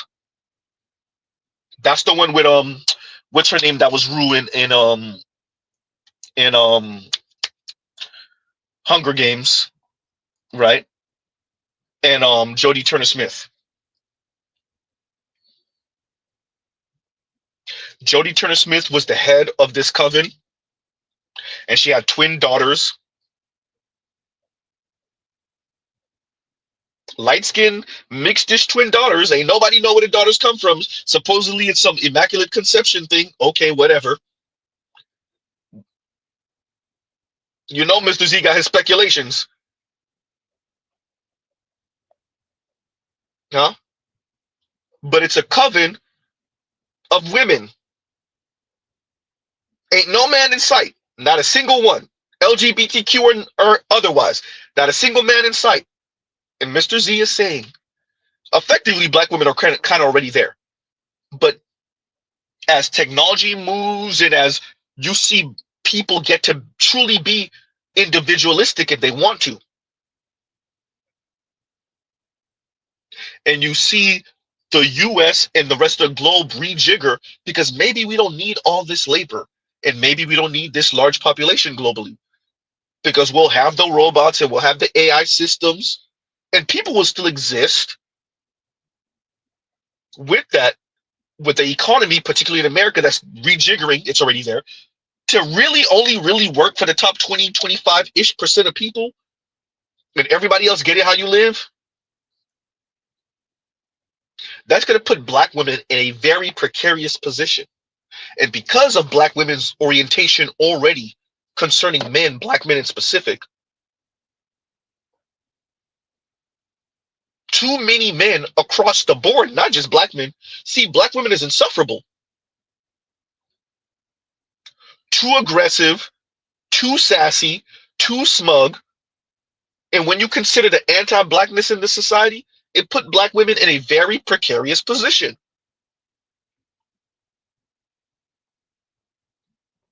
I say all of this to answer St. Cyr's super chat. Black women are going to say weird stuff because they only care about their opinion, so they say. It's a whole lot of you can't fire me, I quit. Black women running around America. And there's a cost to that. There is a cost to that. To you talking to women in America and women overseas disparagingly, disrespectfully. There's a cost to that. It'll cost you.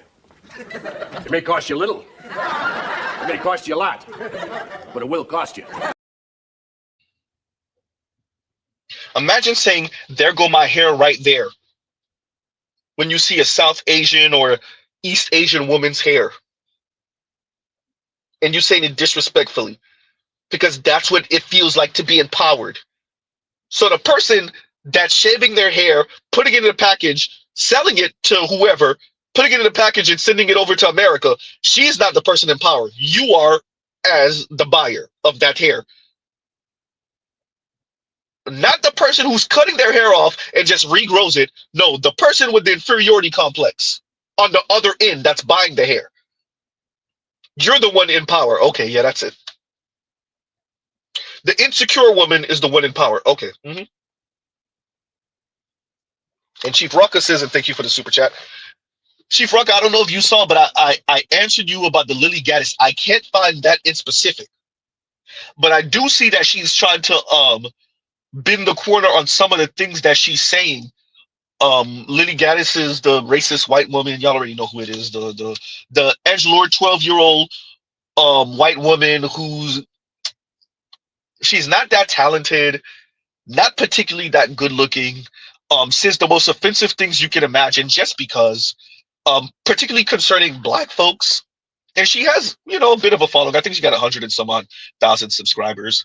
And yeah, just meh, right? But Chief Rocket sent me a super chat a few weeks ago to find something from her, and I couldn't find it. I really think she deleted it, or maybe Mr. G just isn't looking hard enough, which is very possible. But yeah, she Franca, she ain't saying nothing, bro.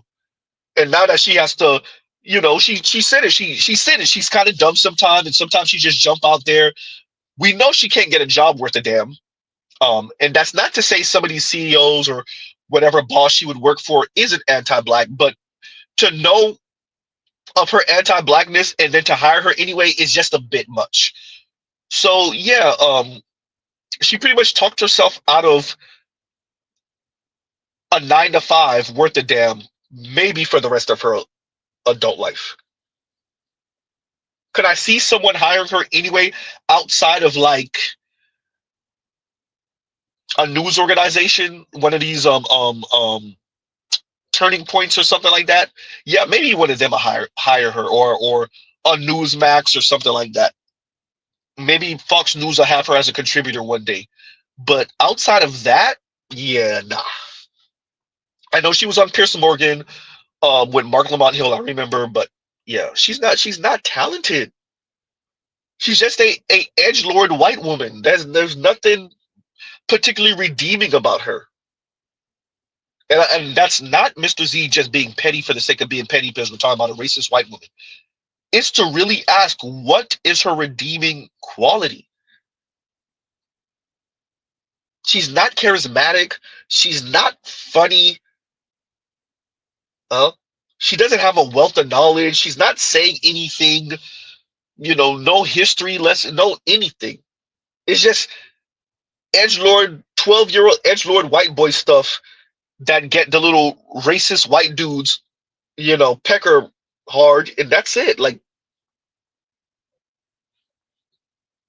right? Shout out to the racist white women that find their little niche. They find their little circle of white dudes they're gonna appeal to. Maybe a handful of these weirdo Negroes that like to be called an N-word when they pipe in a white woman. Huh? N-word with the hard ER. Looking at you, Tiger Woods. Oops. Huh? And we know the white dudes have said it before. We've had multiple white dudes that said, I don't know what's wrong with black women, but black women like to be called an N-word when we pipe in. Oh boy, I don't know what's up with some of you black folks. Y'all done took the race play way too far. The white folks snitching y'all out. Both black men and black women. The white folks snitching y'all out. They said y'all like to be called a hard ER N-word when y'all piping. Bro, where your brain at? Huh? But yeah, look. Outside of that, Lily Gaddis, yeah, the racist white dudes and a handful of you black dudes that hate what you see in the mirror and you love you a racist white woman, you want to be called an N-word when you piping. Huh? Yeah, that's who she exists for, because everyone else, yawn. She's not even entertaining, but okay. Right. So Chief Rock, I see the link. I'll click on it when I get a chance and we'll get to it. And thank you for putting the link down. Thank you for putting the link down, and thank you for the super chat. Right. Like, share, subscribe, hit the super chat. Lily Gaddis. Yawn. Big yawn fest. Big yawn fest. Right. Seeing homegirl pop up on the scene what a couple of years ago, and she said she talking about the women she knows are with a bunch of dudes with no jobs and they don't care about the money, and and she dropped the N-bomb and a bunch of folks got on her about that, and then she decided to double and triple down, and this is what makes her great. Black men, are you sure our bar is the one that's in hell? Because for these white dudes, it look like they'll deal with any white woman that's not overweight, even overweight white women. But as long as you saying some super anti-black stuff and you look a little fit, the white dudes are going. Their bar is in hell. Huh? These white dudes' bar is in hell. I guess this is the white version of ride or die. She told you she's okay with dealing with you if you don't got that much money, and she's over here dropping the hard N-word. And the white guy said, "Oh, I'm going." Loser. Huh? Ah. And then she's sending the white dudes on the send-off mission. I caught her saying, I think white men should lead this. Yeah. Shout out to all you white dudes. Huh? You're gonna end up her dealing with a Lily Gaddis. She gonna send you off on a send-off mission against a black man, and it might not turn out that great for you. No? And Lily Gaddis definitely looks like the type to go get piped down by a black dude, turn around and say that it was grape. her boyfriend or whatever white dude go try to handle that and get handled. Loser ass. Anyway, thank you for the super chat, Chief Rock. I got you on that link. Right? Oh man. So continuing. As the title says, the ladies are not okay. And what does not okay look like, Z? What does it look like? And so for those of us, we've seen this. It's been making this rounds over the past day or so, 2 days maybe. And shout out to Ebony K. Williams. Y'all already know what I'm referencing. Like, share, subscribe, hit the super chat. I was devastated because this man I was so madly in love with that I knew loved me, but I also knew he couldn't give me what I wanted. I knew he couldn't give me what I knew I deserved. And I also knew by this point, he's never going to fucking tell me. He's never. And I'm going to have to be the one to kind of, what it felt like, at least to me, and it probably felt like to you, Tara, break my own heart. Mm-hmm. And I'm going to have to be the one to walk away from the man that I love because I love me more. That's the message. And that's the discomfort that people need to learn to sit in. Yep. Yes, it is breaking your own heart. Yes, it's going to be fucking hard to do that. Mm-hmm. But you know what's a lot harder? Ending up at almost 43, realizing that you could have had the dream of being a mother if that's what you want, and this will cost you that. Yeah.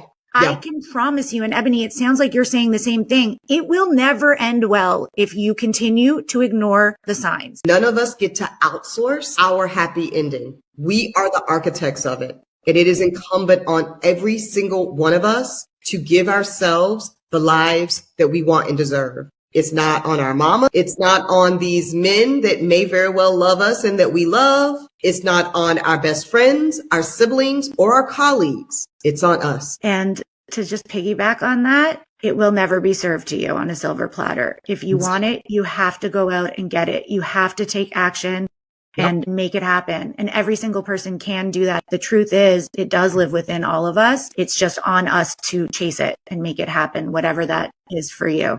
Activate it. Yeah, absolutely. Okay, so let's admit where Ebony might have made some sense, going out there and getting it on your own, possibly. Okay, right? As Revelot says, boss baby babble. Okay, fine, you're gonna have to get it on your own. Okay, possible. All right. The white woman agreed. Okay. With that, let's admit here what this entire society is saying to black women in specific. They're emphasizing this to black women in a way that they're not saying to Latinas or to white women or to Asian women, indigenous women across America. In America, are women and the dominant society, elite white men, who are emphasizing to black women, get comfortable being single, decenter men. Obviously, black women are saying this to other black women, obviously. But the entire society is saying to black women, you don't need no man, decenter men, come out here and get it on your own. White women are saying this to black women. White men are saying this to black women. Black women are saying this to black women. Latinas are saying this to black women. LGBTQ men of varying races and backgrounds and ethnicities are saying this to black women. Everyone is saying to black women, sounds like a psyop. Everyone is saying to black women, get comfortable being single and lonely, with or without child. Black women, do you not see the setup? Shout out to all the black women who keep on telling us they're going to end up with some mythical, magical white man or non-black man. Huh?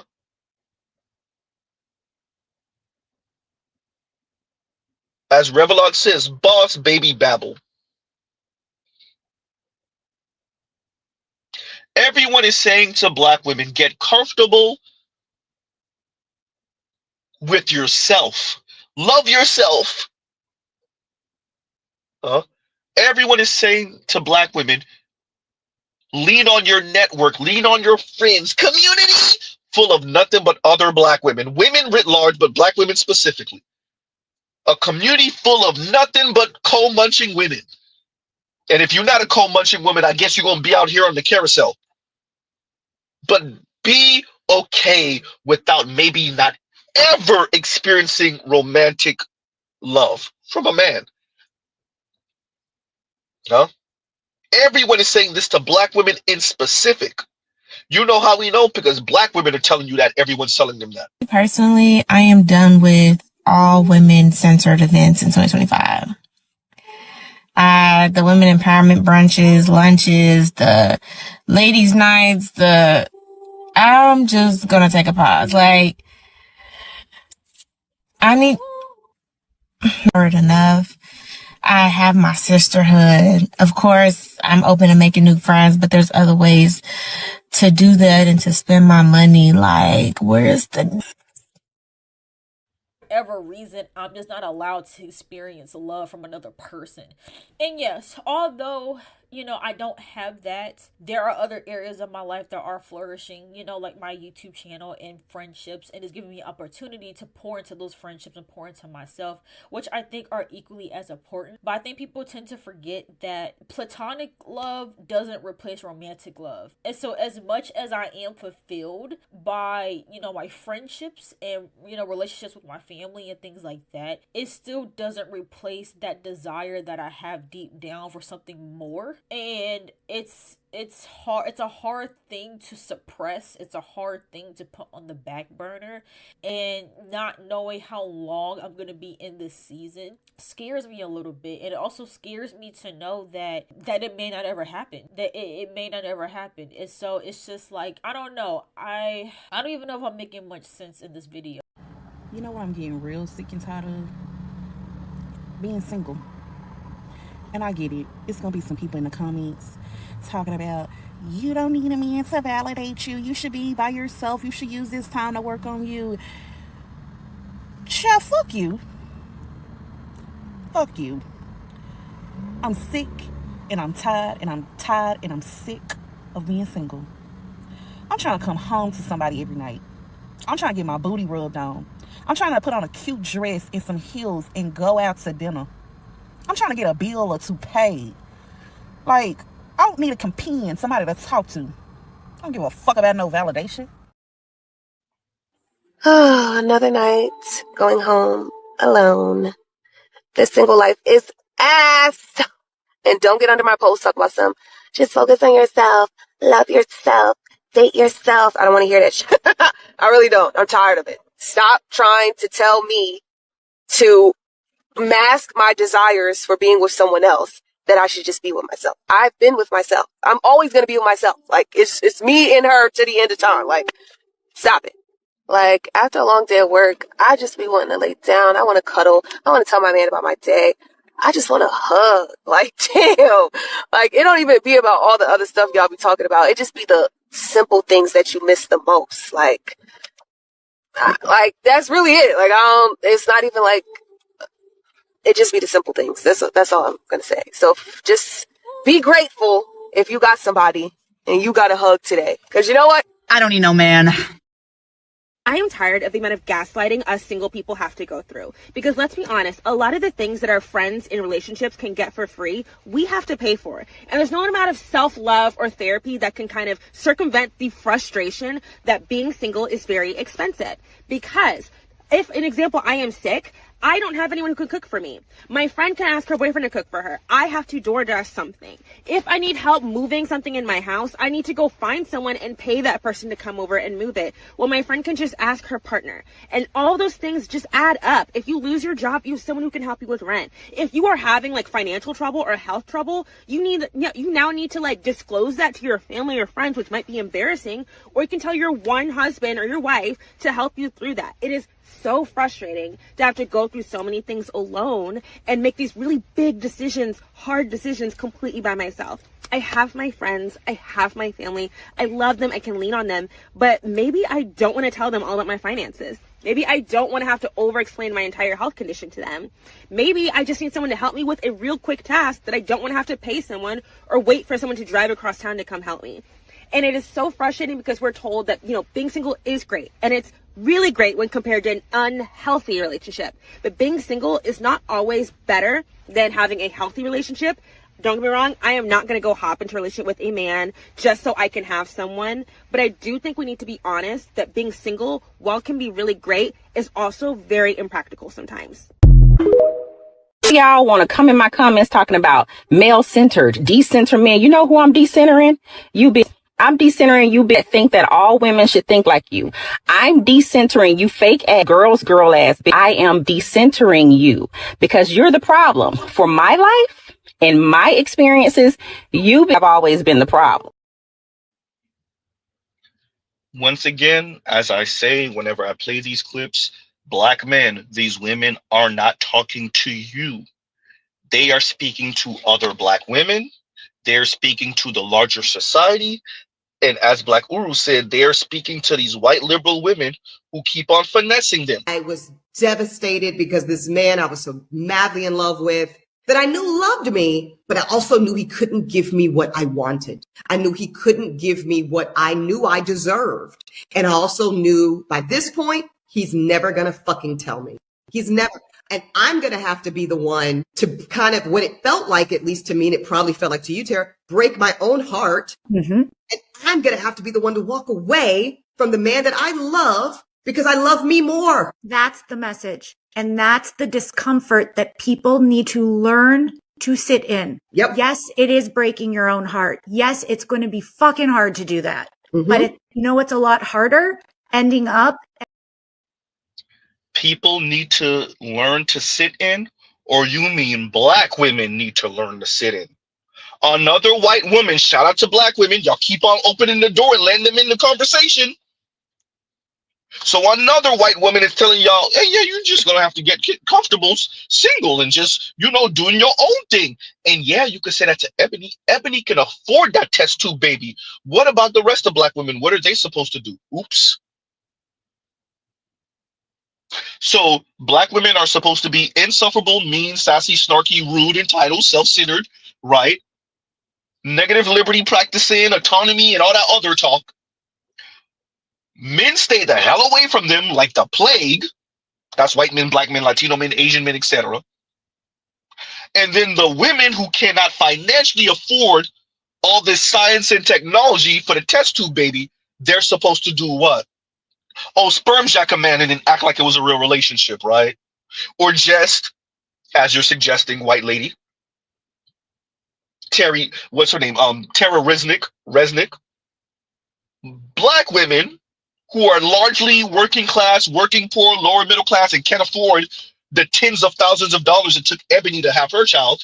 What are they supposed to do? Oh, get comfortable being single, childless, nothing, financially destitute.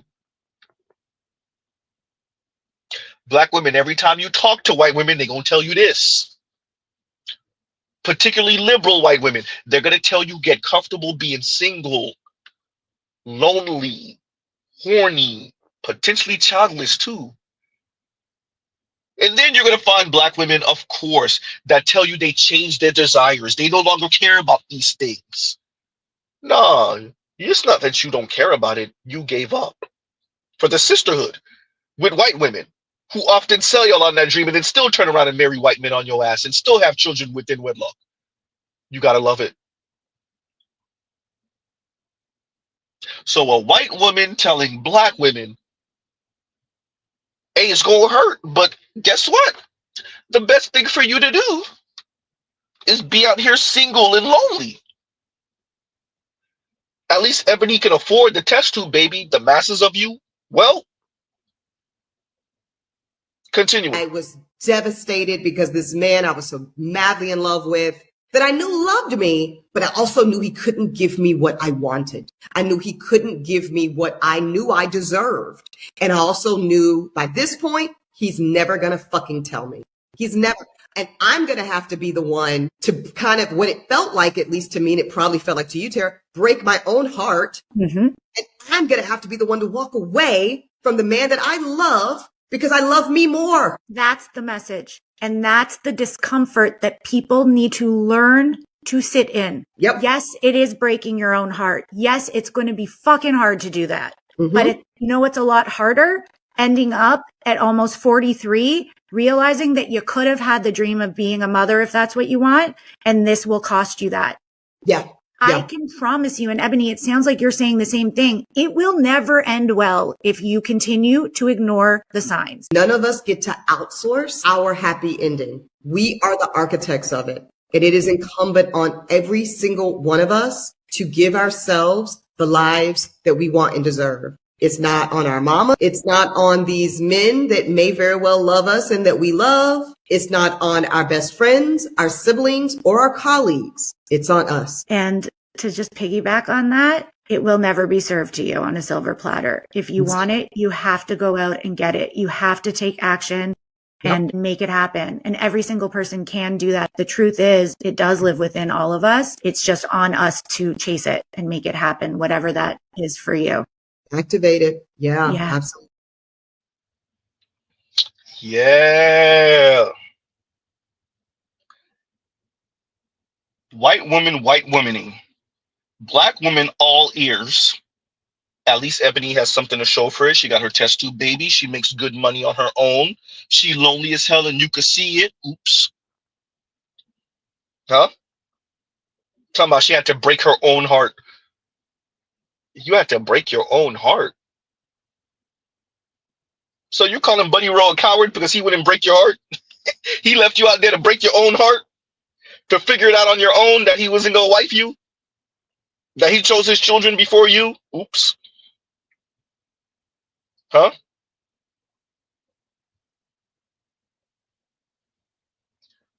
The title of today's stream is The Women Are Not Okay.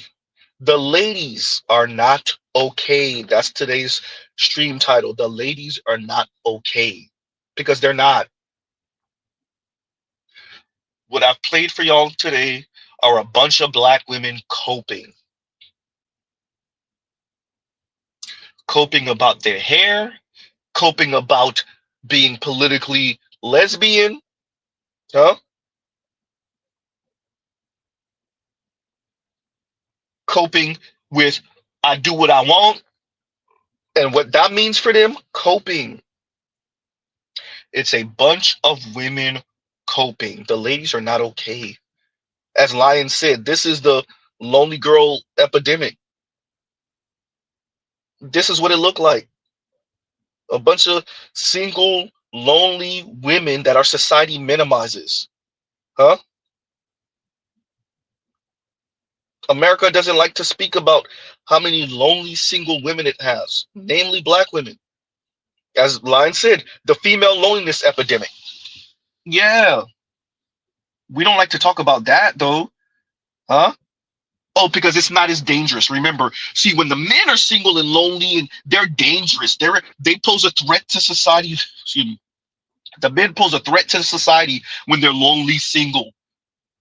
The women, on the other hand, they what did Professor Galloway say? They pour into their friends and they pour into community, huh? Into their networks, and they go donate time at the church and the orphanages, and they go hand out food and all of this yawn.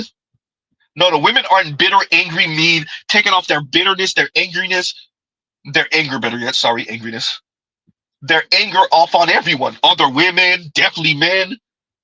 No, the women aren't miserable, taking off their misery on everyone. Children, men, women. No, that doesn't exist. Z, that's a figment of your imagination, don't you know? Huh?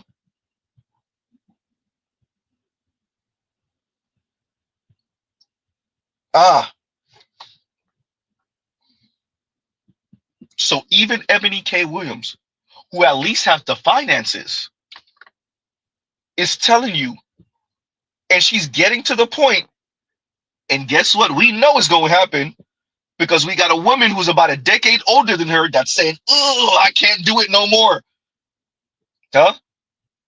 Shout out to Ebony K. Williams, older spiritual sister, and they really actually look like they could be related. Who you talking about, Z? Y'all know who Z talking about. For your night. That's a very pro woman, amazing, like strong, independent woman. But might I add another angle? I would feel like, why the hell ain't no one trying to scoop me up to save my life? Am I ugly? Are they better looking than me? Like, why are they getting saved and I'm over here working, taking on extra shifts now because she got Richard Gere that came and scooped her up and now she got an easy life and now I got extra corns on my toes and my back hurts because no one's saving me. So you have a very positive attitude. I would have been a little bitter like, why the fuck? Why not me? Why not? I don't want to be irresponsible. I'm sick of it. I'm tired of the goddamn cape. Somebody save me. I want to be Julia Roberts on Hollywood Boulevard in cheap shoes when some guy comes and saves me. I have worked hard since I was 14 and I had to pay. I'm sick of it, Erica. I do understand. I understand what you're saying. Classy and independent. It's thankless. I've been dating since the 1980 something, and I'm still single. I'm tired, Erica. You found your man. Don't hate. Let me live this. Let me vent. You're off the strip. I am still on it. I'm in the trenches, and it sucks. I'm sick of being independent. I fucking hate paying for my fucking Range Rover, my other car, my mortgage insurance, my freaking cell phone, computer, Wi-Fi. I am sick of it. I need some guy with bad health to jump on in and interrupt and say, let me take you off your shift. You've been working hard enough. So that's cute what she's doing. I'm not doing that. We are different. I'm tired. I've proven myself. And it only impresses other women. She's like, oh, that's amazing. My friend's independent. These men don't care. Come and save me. Some chic, minus the dookie. Just please come and save me. I'm tired. I'm tired, Erica. I don't want to do it no more. Where's my Melania? I want the Melania Trump plan. I'm sick. I've proven myself. Since 1988. At 88. I'm tired. I was 15 out of paper route. Damn, that's a long time. 72 clients. 30-cent tip for some of you bastards in East Providence, Rhode Island on 2nd Street. I remember I gave you papers 7 days a week, and on Sunday you gave me a 30-cent tip. I'm tired. So I'm glad it worked out for you, but I'm not there. Being a strong, independent woman since 1988 is a lot, Claudia. Since Salt and Pepper came out. That's a lot. I'm tired. Damn. So, yes. Damn. Excuse me if I'm a little frustrated. So I envy the girls that got taken off the pole, so to say. Nobody said nothing about no damn pole. But metaphorically. Yeah, nobody said what my point was, because here's the thing. The point was that this is a... Take off the cape, Erica. We lost the election. We're not doing this anymore. I'm not... Soft life. Hookers are winning. All about... Hoes are winning. Hookers are in the White House again. First lady, if you will. I'm over it. No one cares. Nobody cares about independence anymore. But I respect it, but they don't. I get it.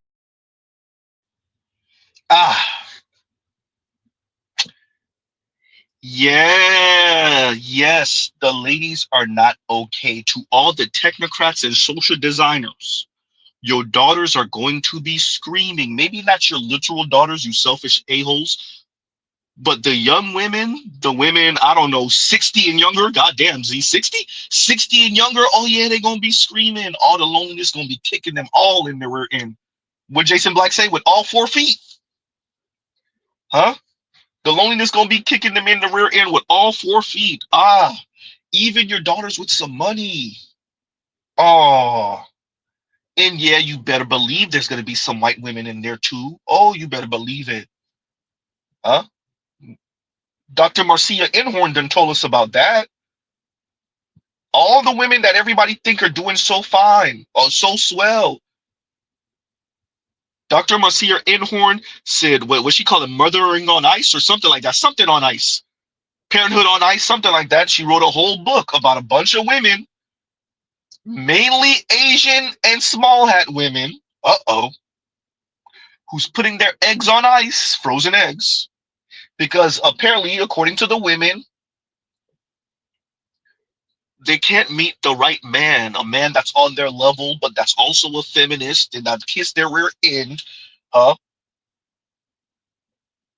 who's highly successful and educated and blah, yawn. And so these women are freezing their eggs in their mid and late 30s. And oftentimes, they still never meet the man. Goddamn. And what's sad, when they do get those eggs thawed out, sometimes none of the eggs are viable. Ah, talk about heartbreaking. America, you raised generations of insufferable women, and the men are not going. You could keep on talking like the women are infallible in relationship to men all you want, specifically in the Black community. You could keep on framing it like that all you want. The men said we not going. Now what you gonna do about it? Your daughters are insufferable now because your elite daughters, the white ones, because they're elite and white, they'll still get married and maybe even stay married. They're gonna cheat on their man though, and he gonna cheat back. See, your daughters that come from homes $250,000 and up, right? Homes where the family, the wife and the father, the husband and the wife earn 250,000, 300, $1 million liquid a year. Your daughter more than likely will get married and stay married. Stability. That doesn't mean she might not do something strange behind her husband's back. That doesn't mean he might not do something strange behind her back. But they'll get married and more likely than stay married. All your other daughters, America, including the white ones and the Asian ones, oh, they're going to be single out here, lonely, frozen eggs, if they can afford it. Huh? Yeah, you better believe it. Huh? That's the cost. America, you've raised generations of insufferable women as a buffer class to the masses of men. And then you frame these women as if they're infallible in relationship to men. And well, your daughters are out here now. And as all Spad says, the Night King has spoken. The Night King truly has spoken, everyone. Ah, the Night King has spoken.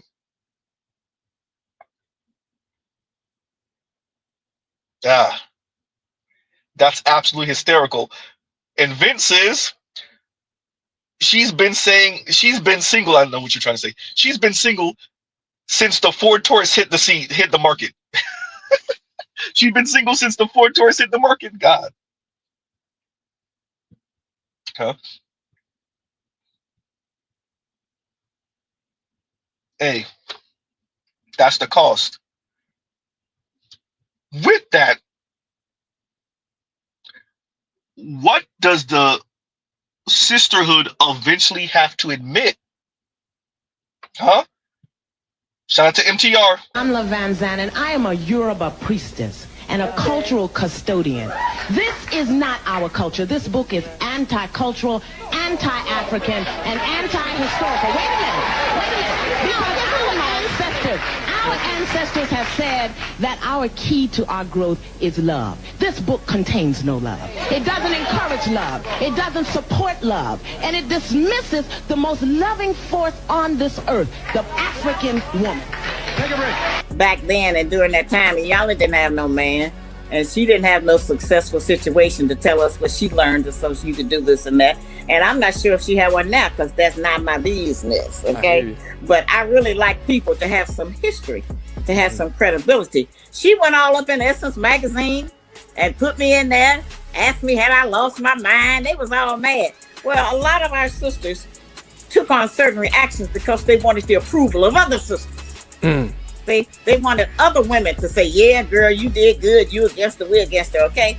When actually, a lot of the women who back then in the 90s, including her, who used to say things against me, have come around. And the women write me and say, I used to not understand you, I was young. See, remember now, the women who was 30 then is 60 now, okay? The women who, was 40 then is 70 now, all right? And so they've had to relook at it. They say, sister, you right. I wish I had done that. And then they say my daughter got married. I bought her a book and I told her, you better read this before you get married. So I'm saying I have really been vindicated in that way, you know. Yes. And I'm thankful to Allah for that, because I worked hard to do this. And I sell my books on eBay to get a few dollars to keep this campaign going. This is my ministry.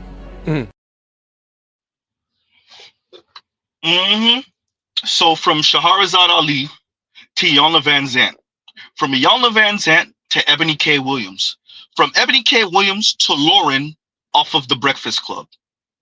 Each woman slowly getting it and saying it to the younger women, and the younger women saying, I don't know, I think you full of crap and I'm going to try it my own way anyway, and failing.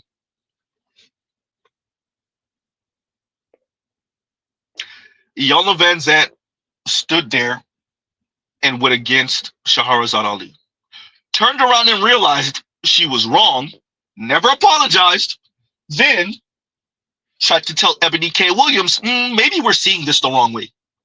Ebony K. Williams pretty much tells Iyanla Vanzant to take a hike, kick rocks barefoot.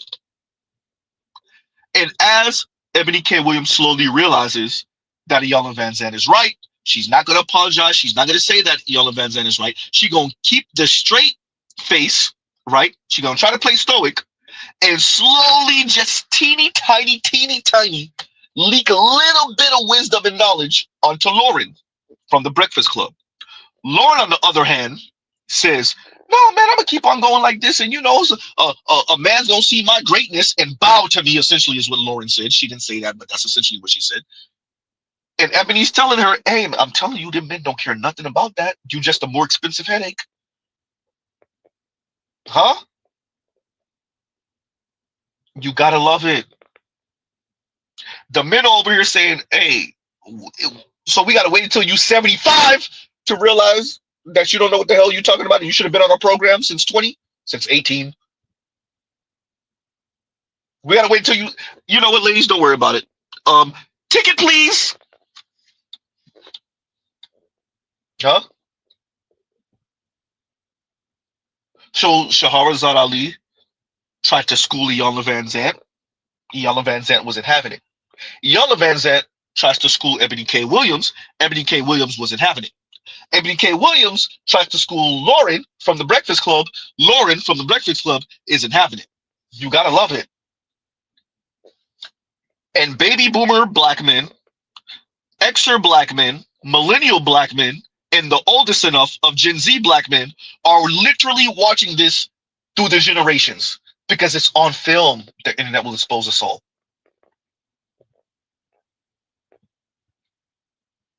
Huh? We're literally it's on film. The internet will expose us all. We watch these women essentially tell their elders, you know what? I think I could tough it out. I think I'm gonna keep on this road, this arrogant, antagonistic, F these men road, this quote unquote decenter men road, this using LGBTQ language to speak about heterosexual black men road. Yeah, I'm gonna stay right here. This using these mythical, magical white men, the myth of mythical, magical white men who kiss black women, particularly dark-skinned black women's dirty draws. Yeah, I'm gonna continue to use that as a way to goad black men, to do what I want them to do. Huh? And we watch it fail generation after generation after generation. And black women continue with the BS. Huh? Because the sisterhood dictates that that's what they do. And Cam S says, and thank you for the super chat, like, share, subscribe, hit the super chat. Cam S says, a rhetorical question. What does any man get when with a black woman? What are they, quote unquote, selling in aggregate? What stereotypical benefit does any man get? I mean, there's always sexy time if she's not starfish. There's that. If she's enthusiastic about you, there's that. A fit black woman Nothing sexier. So if she's not starfishing during sexy time, there's that. If she actually likes you, well, until she doesn't like you, maybe you have an advocate. There's that. Maybe if you're a white man, I mean, if you're a white man and she likes you, you got a rider. Huh? Ah. If you're a white man and she's African, definitely Nigerian descent. Oops. Then she won't even try to let you go. She'll try to hold on to your passport so that you can't leave the house. So that you can't leave her. Now, when you do leave her, of course, she's gonna create a freaking 27-part series character assassinating you. There's that part too. But I mean, if you're a tall white dude, you know, you'll have somebody that's gonna ride out with you and let you be a scammer and a gambler, and she's gonna ride out with you anyway. She's gonna be willing to put tens of thousands of dollars on the line for you. Huh? There's that. If you're a non-black man, I mean, you could get a lot from a black woman. You could have the mixed kids from them without marrying them, and they won't throw your name under the bus. Huh? If you're a non-black man, you can get a lot from a black woman. And they won't character assassinate your entire group just because you messed up. That's if she even see what you did as messing up. Huh? See, if you're a non-black man, she won't say, oh, Latino men do this wrong. She won't say that. If you're a white man, she won't say white men do this wrong. As a matter of fact, she'll minimize race if you're a white dude. She won't even bring up the racial element of it all, other than to fawn over you, even though you left her ass. Huh? In aggregate, if you're a non-black man, you can get a lot from a black woman. And you could do them wrong. And they'll still be low-key drooling over you and protecting your reputation. Even as they give the story of how you did them wrong. Huh? Now, what can a black woman do for a black man? Now, that's a different question. In aggregate, I mean, if she's not on your program, then, huh?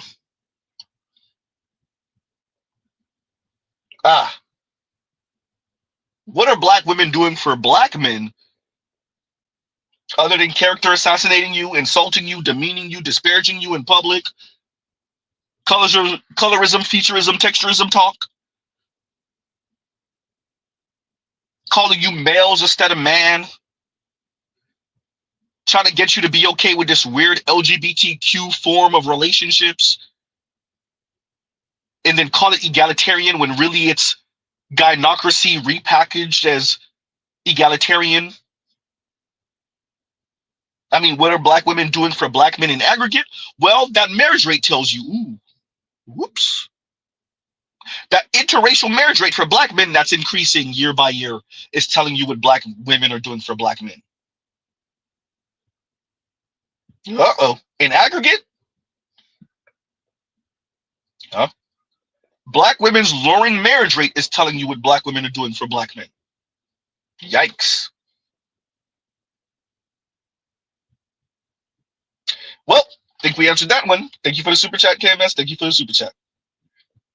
Huh? Yeah, ladies. That's what it is. And like, share, subscribe, hit the super chat. Mr. Z cannot even get out his own his own phrase. Huh? Irrelevant says, and thank you for the super chat. I had my drunken old uncle basically promoting free agent at Thanksgiving. Free agent lifestyle. Shout out to Coach Ray Adams. Free agent at Thanksgiving. And he said they cook and clean for free. The women couldn't refute him. Right? And it's just, you know, for women that swear, black women in specific, that swear modernity harmed them, hurt them, we're dealing with a whole bunch of modern women who are very transactional. and who are the daughters of like Milton Friedman, Ayn Rand, and the like, Frederick Hayek and the like. And they want these very transactional relationships on her end. She wants to be transactional with you, but not the other way around.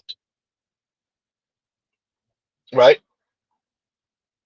So let's emphasize that. Look, Relevant, your uncle was only expressing what we know. Other women from other cultures might be in America, might not be, have a different way and a different orientation to men. There isn't this knee-jerk contempt. There isn't maybe this knee-jerk suspicion.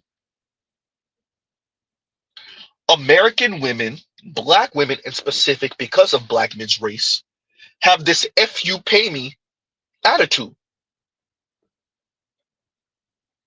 If you're not extremely tall and good looking to them,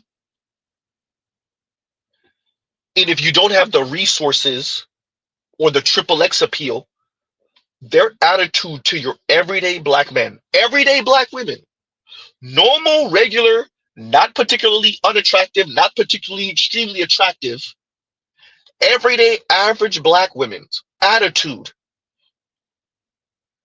towards the men that they would have ended up with 2 and 3 generations ago is "F you pay me."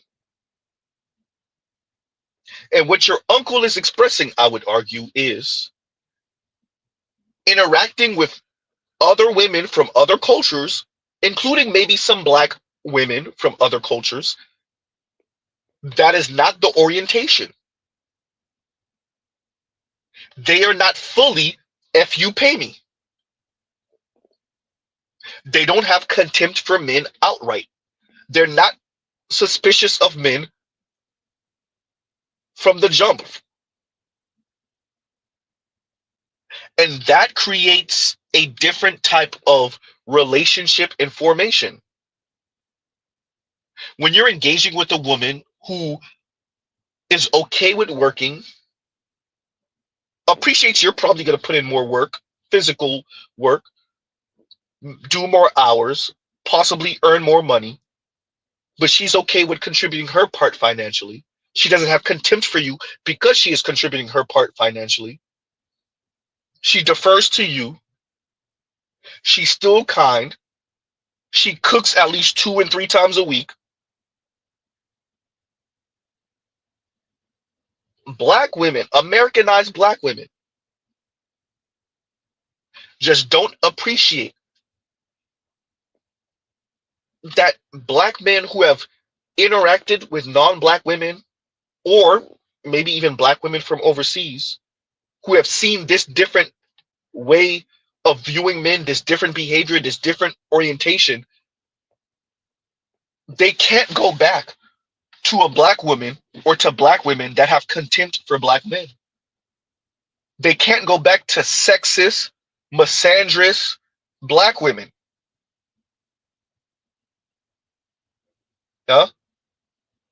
The overly sassy, the smug, the aggressive while being fragile. All this chihuahua crap, aggressive while being fragile. Black men who have been in relationship or have been around women who don't conduct themselves like that, it's a difficult ask to ask them to go back to that. So I would argue your uncle has seen it, maybe even experienced it. And of course he's going to say that. And your aunts and your grandma and maybe your own mom, they can't refute it. What they're saying to black men is, I'm not going to change. So I need you to be super mega ultra alpha man and then force me to change because you're so alpha, I have no choice but to submit. Appreciate. That's what all of that step your game up talk, when I played for y'all a couple of days ago with the older black woman in South Florida that said, no, black men need to stay. Black men need to stop running and essentially level up so that black women like her can rest in their femininity. What they're saying is, I will continue to be aggressive and mean and snarky and sassy until your masculinity and your manhood is so great that I get to rest in my feminine. And what you see with an increasing amount of young men is they're saying, you know what? Nah, you got that. You got that. Don't worry about it. Huh? Ah, you gotta love it. And y'all gives you a second, y'all talk amongst yourselves.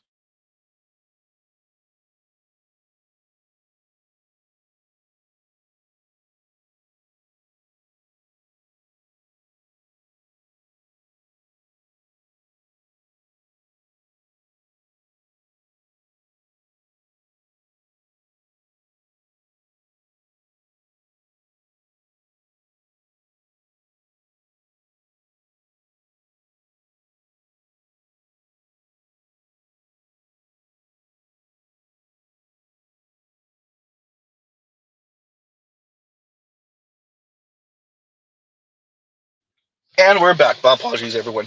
But yeah, relevant. Look, it's gonna be difficult because I would argue black women don't fully appreciate what they're living. They can continue to listen to the Kim Fosters and the Real Talk with Yetis about this single life and do your single independent thing. Black women don't earn enough. They could continue to listen to the white feminist. Once again, black women simply don't earn enough.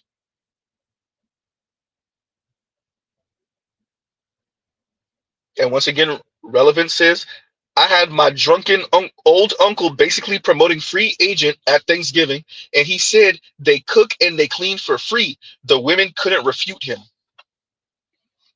What can you say to that? Huh? Ah. And the young men, once again, and KMS is going to enjoy this one. There's too much pain in the system. The young men don't necessarily need your old drunken uncle relevant to tell them that. They're learning this on their own because the women, the young ladies, the girls, we're not even talking about adult women. These young men are in middle school or in high school getting torn to shreds, getting their heart broken, and learning a valuable lesson. Play the clip for the people, Z. Like, share, subscribe, hit the super chat.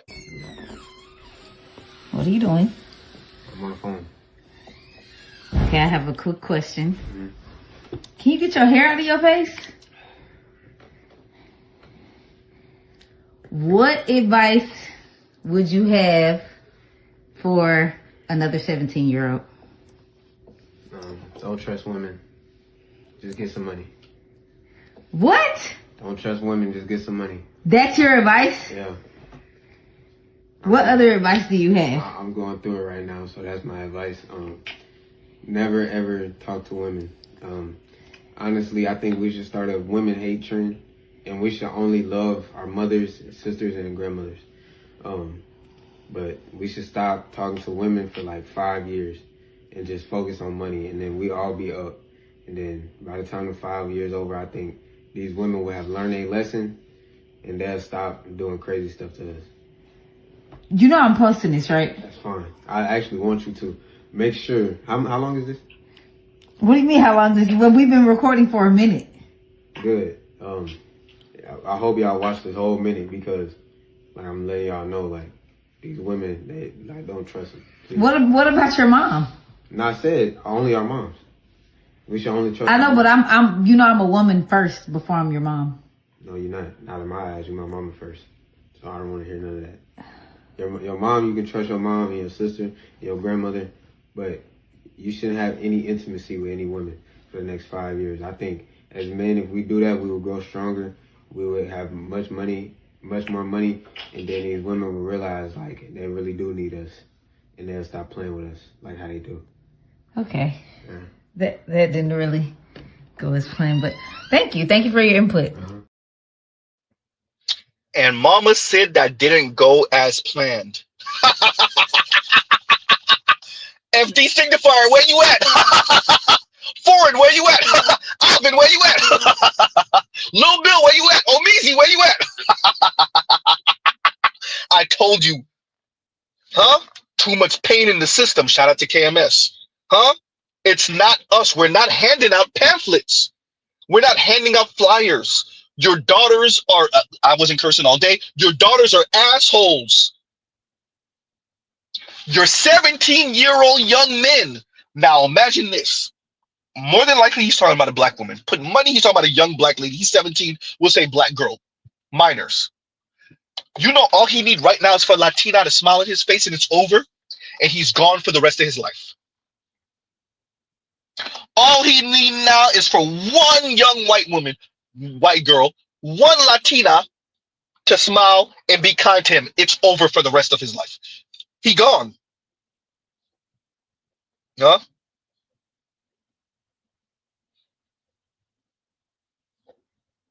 He's gone. Too much pain in the system. It's not Mr. Z. It's not the black manosphere. It's not the red pill in the podcast bros. It's your own asshole daughters. Huh? It's your own asshole daughters. Too much pain in the system. This young man is saying to his mom, he's saying it to the world. How long is this? Oh, we've been recording for a minute. Good. He said good.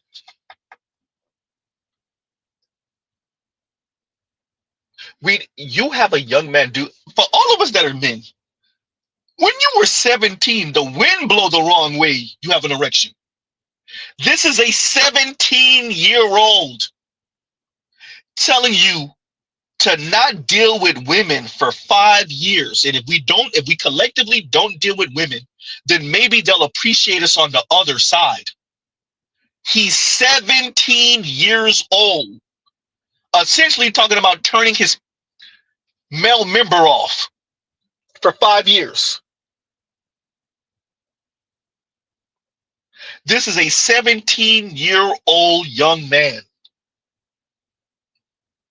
that's talking about de-discipline because women don't value men. Shout out to all you ladies who think you're going to go heads up against a young man like this because you're going to take your vagina off the table. Have fun with that. You're not dealing with millennials and Gen X and boomers anymore. You're not even dealing with the oldest of Gen Z. Young men like this said, we're ready for you. We got something for you. And guess what? We're going to be earning more than you. Maybe under the age of 30, you got us. Everything over that age of 30, that's your ass. And over the age of 30 is when it's really over the age of 25. When you really want that baby bump. Huh?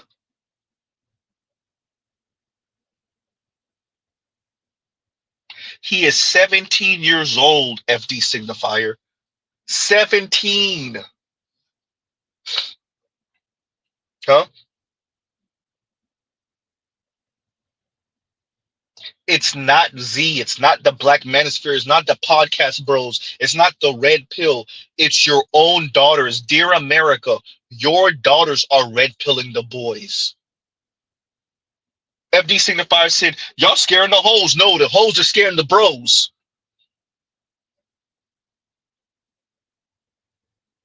These women who are piping one dude and they have the other dude in the friend zone.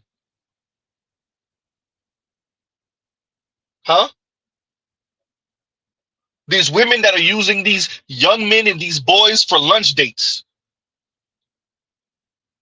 They know his mom, his dad is sliding him $50 a week, $100 a week for food at the school. So she real close to him so that he could pay for her lunch. Those young men see that. They see the girls getting close to them so that she could get the answers for the test. The young men see that. It's not the black manosphere. It's not Mr. Z. It's your own daughters. Do y'all appreciate? Y'all were paying attention to Kevin and his tone and his delivery. The men and the boys were paying attention to all those women, white women, black women, Latina women, Asian women, but specifically, obviously, black women, night after night after night, from across the diaspora, but specifically America, calling in, looking for a paymaster man that kisses their ass. That's what the men saw, because that's what it was and is. Why do you say is, Z? Because now those same type of women are calling into Kendra G. Whether she has children or not, whether she's educated or not, whether she's fit or not, is woman after woman, mainly black women, looking for a paymaster that knows his role to protect, provide, and shut up. I miss when men used to protect, provide, and shut up. Huh?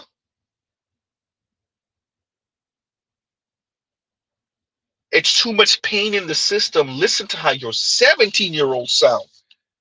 17, not 27, not 37.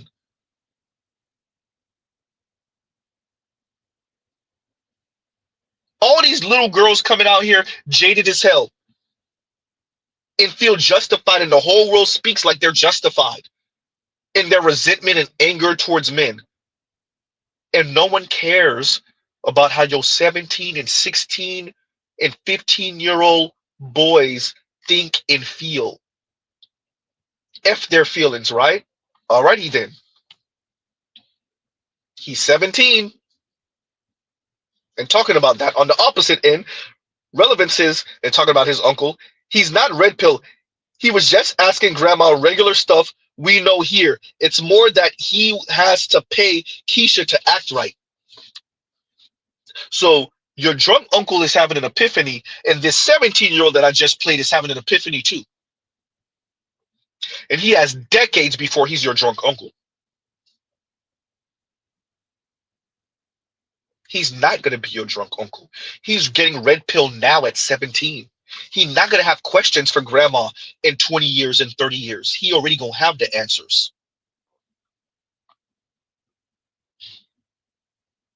Huh?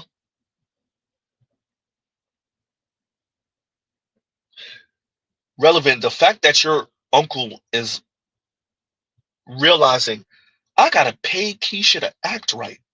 And she still ain't really going to act right. She going to pretend for a short time. For a short while.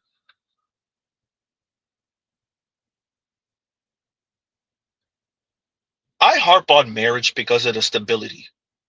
And it's increasingly being seen that that's what it is, right? The top 20, 25-ish% of Americans are the ones that are more likely to get married and stay married. They're also the ones that are dominating the economy right now.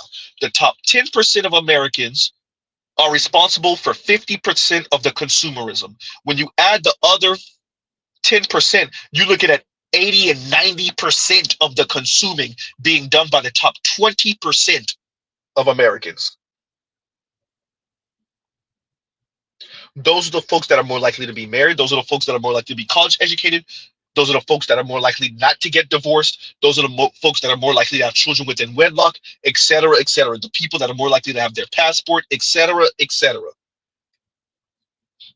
The people that are more likely to have traveled overseas, all of the people that are less likely to be bankrupt, the people, all of the things that we have traditionally considered milestones in America, these are the folks that are more likely to have lived it out or are living it out. And the foundation is family, marriage, children, more likely in wedlock. And what we're being told by way too many black women is they don't care. And what you're seeing, especially with the 17-year-old, is fine. Tuka play that game. This is not sustainable, but we're witnessing what this means for black women. Huh? We are witnessing what it means for black women. Black and Latina women who never marry are the least wealthy in the US. Huh? That's why I keep on harping on it, everyone.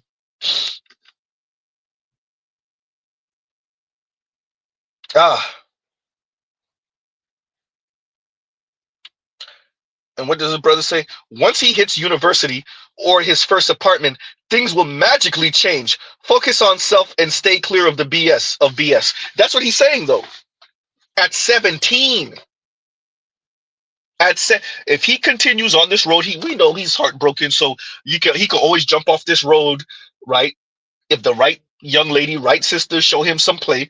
But if he continues on this road, there won't be a oops baby. There won't be a woman that claims grape in the future, particularly black one. There won't be any of that. If he stays on this road,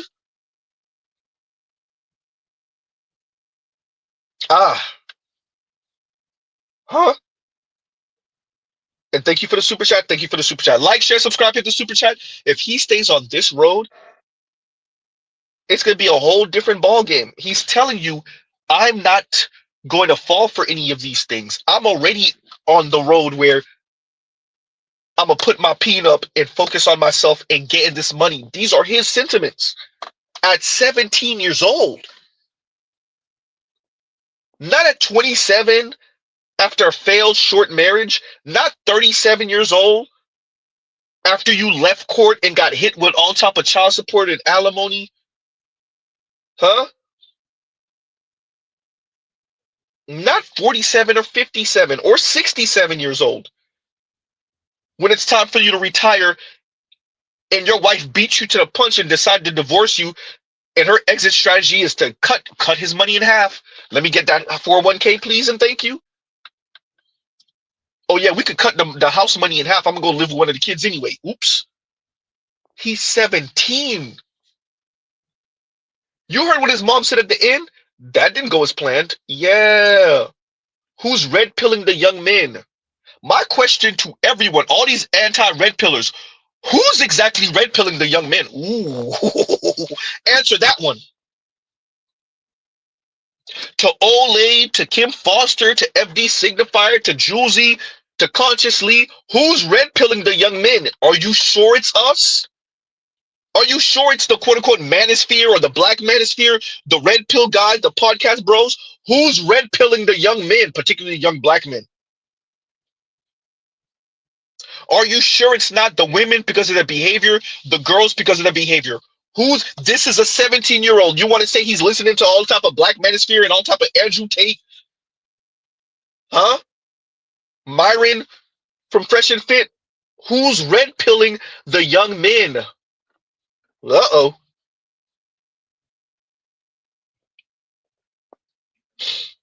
And thank you for the super chat. Thank you for the super chat.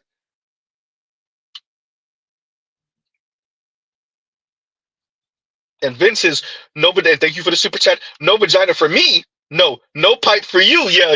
Corey Holcomb. Yeah, Corey Holcomb did say that. No vagina for you tonight. No vagina from you tonight. Let me say that again slow. So Corey says he went out on a date with a chick, and at the end of the date, she was like, no vagina for you tonight. And he said, nope, no vagina from you tonight. Obviously, he said it differently, the profanity and whatnot, but funny still, right? Thank you for the super chat, Vince. Thank you for the super chat. Exactly, right? And that's what it is.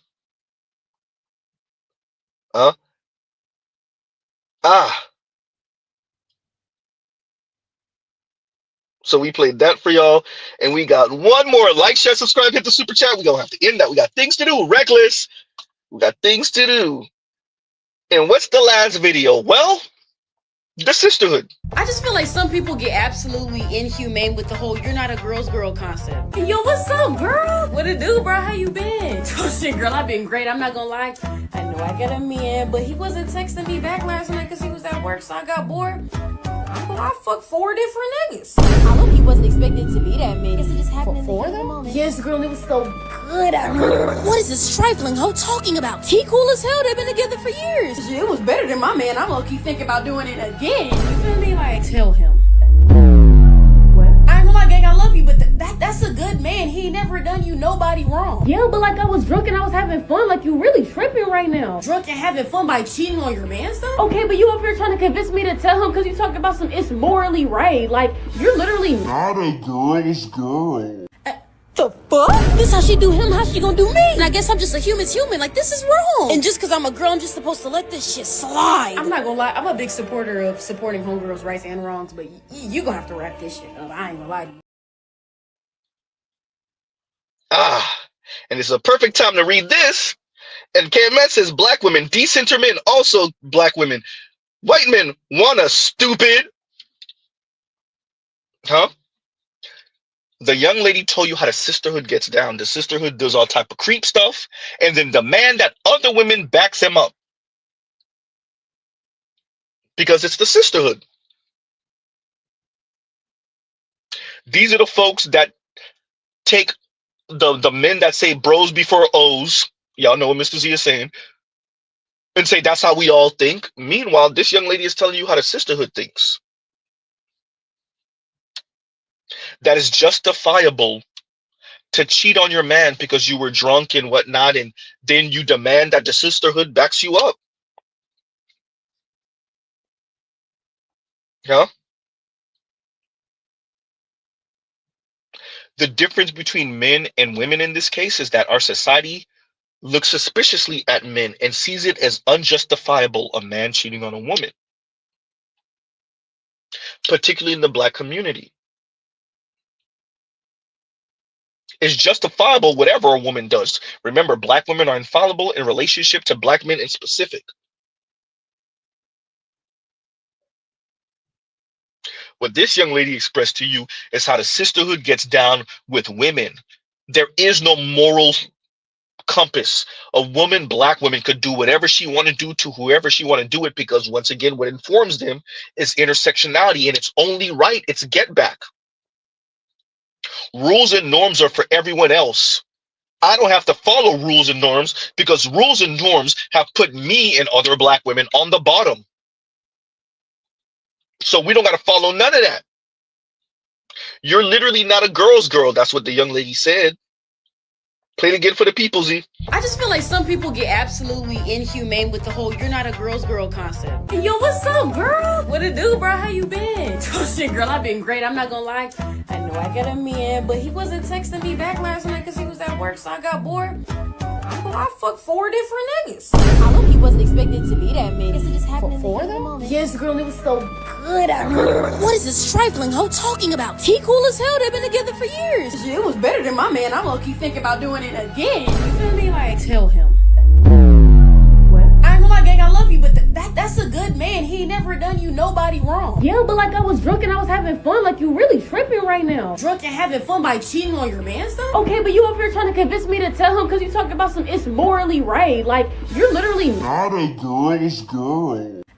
The fuck? This how she do him, how she gonna do me? And I guess I'm just a human's human, like this is wrong. And just cause I'm a girl, I'm just supposed to let this shit slide. I'm not gonna lie, I'm a big supporter of supporting homegirls' rights and wrongs, but you gonna have to wrap this shit up. I ain't gonna lie to you. Yep. As KMS says, black women decenter men, also black women. White men want us. Stupid. I hear you. Huh?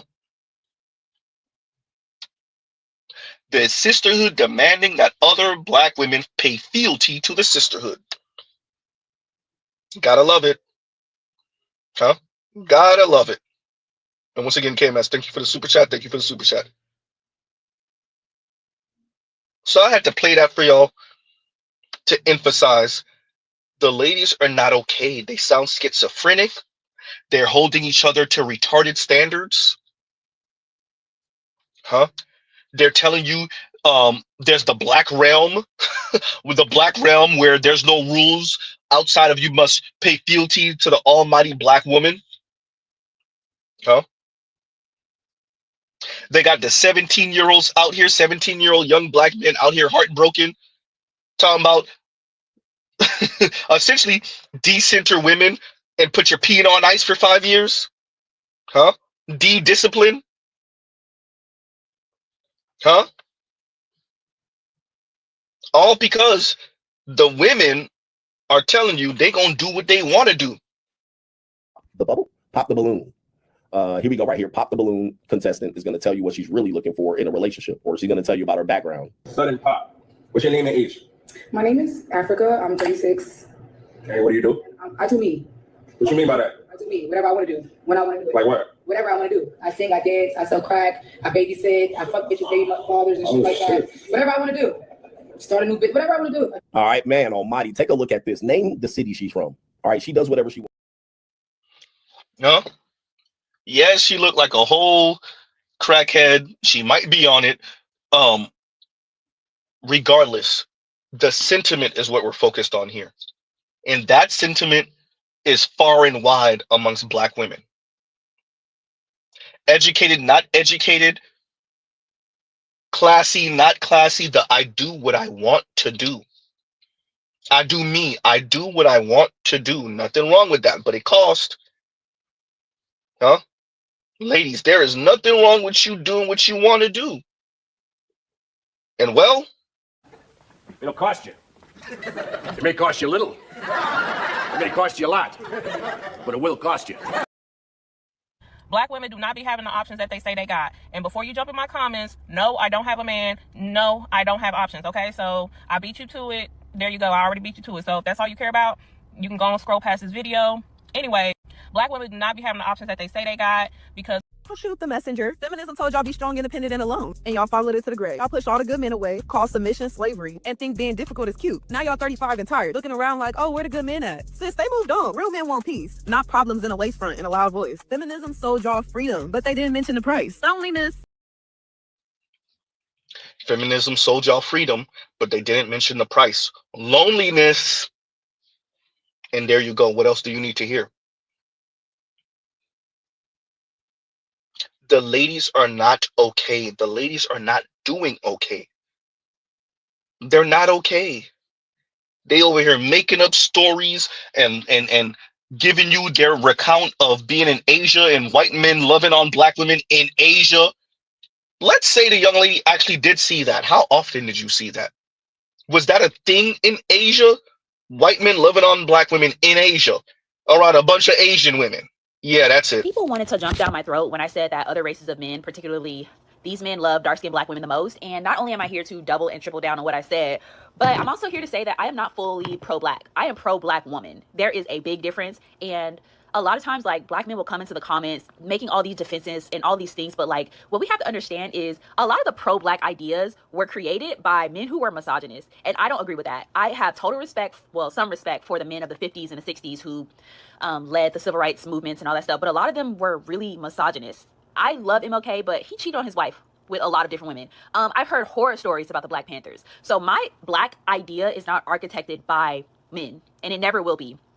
Now, I'll be honest, most of the books that I've read, like I've read Roots, I've read Copper Sun by Sharon Draper, but I haven't read a whole lot of black literature. So if you have black literature that is created by liberated black women who are not male-centered, I would love to read it because I do recognize that I need to work on my ideas, but I stand by what I said. I see white men loving dark-skinned black women the most. When I traveled to Asia and I saw interracial couples, the women who got to wear their hair exactly how they wanted to wear their hair and still look beautiful and still feel beautiful, every single one of them, their 4C hair, every single one of them had a white man on their arm. And I'm not here to say that that's the best form of love that a black woman can experience, but what I am trying to say is, like, the stats are not looking good for black men. So I know that y'all get mad in the comments and you want to talk about how I'm whitewashed and whatever. I'm half African, half African-American from Memphis, Tennessee. I know my history, I know my culture, and I'm here to say that I am not interested in taking leadership from a black man. I am not interested in taking pro-black leadership from a black man. I don't believe in it. Now, one black man I think I can get behind is Malcolm X. From what I've heard, I can tell that he really loved black women.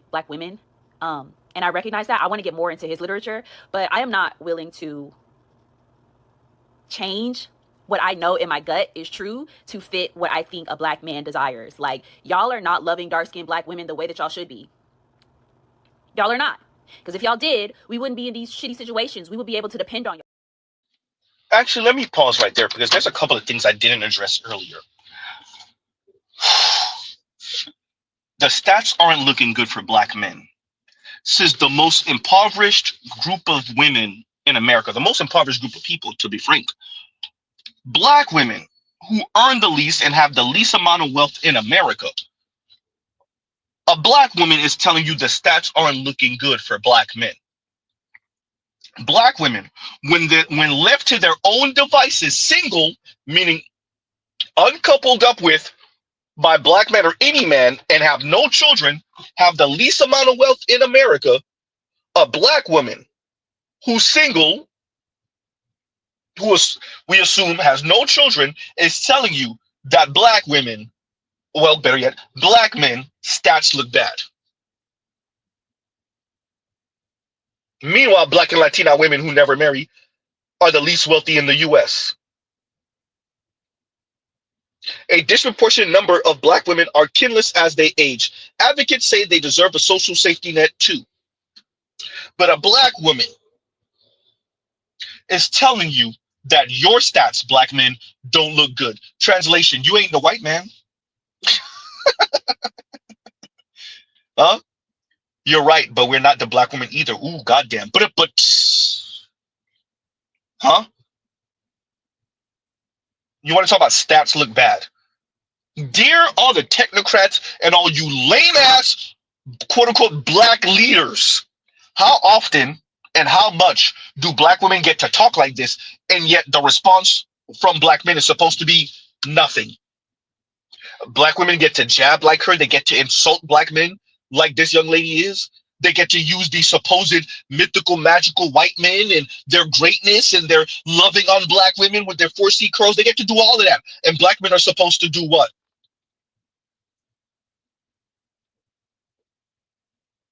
This young lady has the unmitigated gall, the gumption to speak about black men's stats looking bad. Black men's stats don't look good. Yeah, about that. Huh? Another thing the young lady says is she refuses to do anything that black men desire. Ooh. And that's going to cost you, young lady. And maybe not you in specific, but that's going to definitely cost black women. Oh, that mindset right there, that I refuse to do anything you Negroes talking about, I ain't going to do nothing y'all desire. Wait a minute, Z, didn't you say this already? Did I just say this? Black women reserve the right to be mean, insufferable, overweight, snarky, smug, aggressive, and just a total misery to be around, and yet still demand that a black man picks them up if the white man doesn't. Oops. Why? Because that's your job. Black women will do nothing for the express pleasure of black men. They reserve the right to be the most insufferable group of people ever. And yet it is still your job, black men, to do for black women. Because, and well, it'll cost you. It may cost you a little. It may cost you a lot. But it will cost you. Huh? Ah. Yeah. Huh? So shout out to that young lady.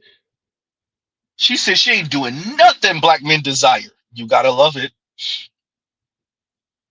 No? You gotta love it. And that's gonna cost. Maybe not you in specific, young lady, but black women in general. Oh yeah, that I do what I want. And dismissing what black men think and feel and what they find desirable because you've convinced yourself that everything that informs black men is toxic. Black men are toxic. Black men's standards and norms and rules and ideas are toxic. Black men are sexist, misogynistic, misogynoirist, colorist, futurist, texturist, and white men know how to love on black women. And when you go to Asia, you see white men loving on black women, and they love on black women in their natural 4C curls and yawn. Huh?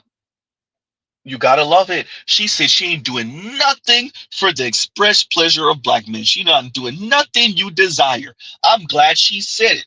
She said it, but there's a crap ton of black women who think and feel the same.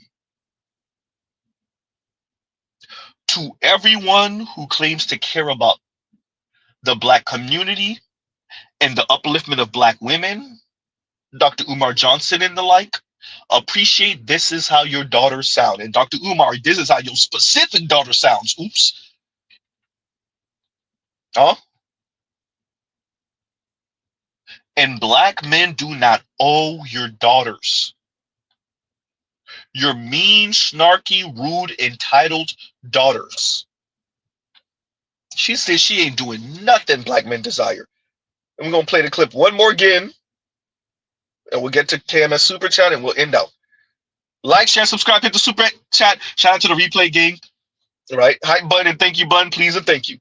Here we go. People wanted to jump down my throat when I said that other races of men, particularly these men, love dark-skinned black women the most. And not only am I here to double and triple down on what I said, but I'm also here to say that I am not fully pro-black. I am pro-black woman. There is a big difference. And a lot of times, like, black men will come into the comments making all these defenses and all these things. But, like, what we have to understand is a lot of the pro-black ideas were created by men who were misogynist. And I don't agree with that. I have total respect, well, some respect for the men of the 50s and the 60s who led the civil rights movements and all that stuff. But a lot of them were really misogynist.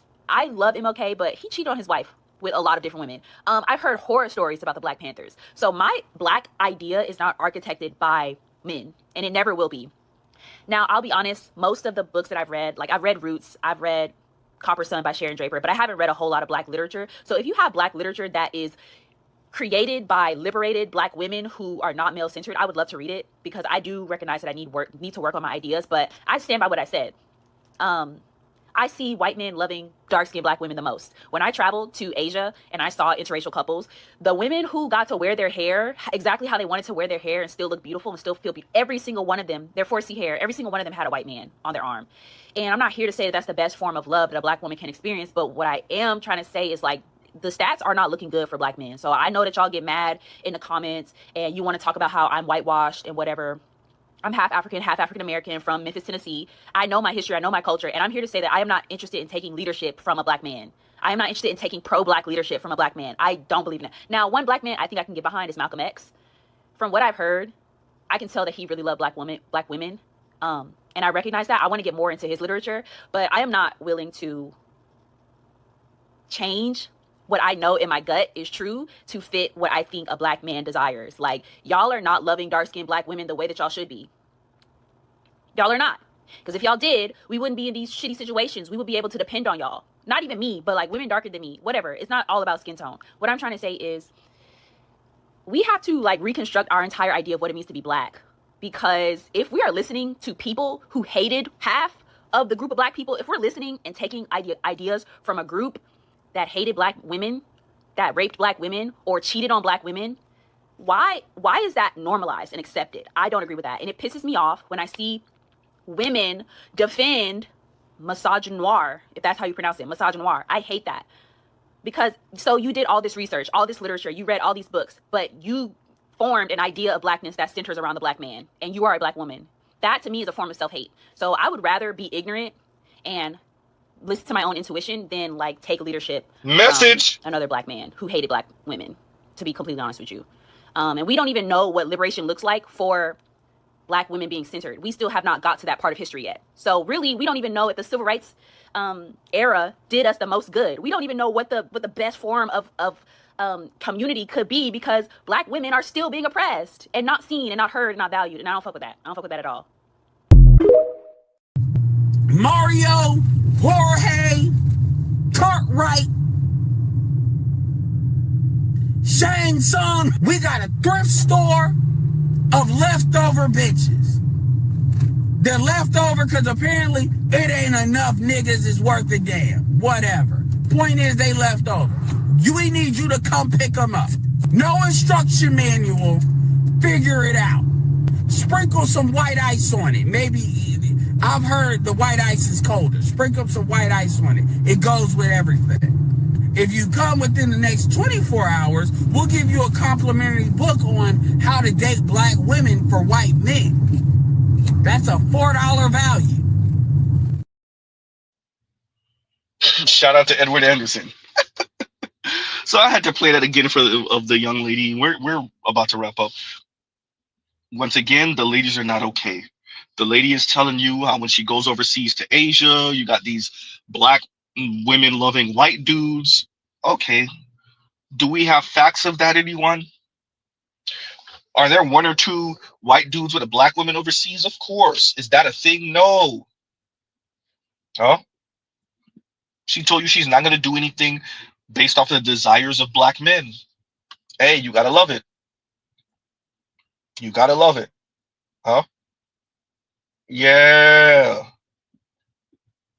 So to all those who's going to pretend like they don't understand, for some of our elders that's in their late 50s, their early and mid 60s, and maybe you have another 2 decades on the planet. And you're chastising black men and boys. Appreciate these are your daughters and granddaughters. We don't owe them not a thing. They're mean, they're rude, they're snarky. They keep on doing the black men. White men are better than black men. They love us out loud. And they love our skin color and they love our hair texture. And we don't owe them proving them wrong. Shout out to the white men. Huh? We don't owe them proving them wrong. I want everyone to appreciate that it's women like that that red pill the young black men, the young black boys, the minors. What are you doing? I'm on the phone.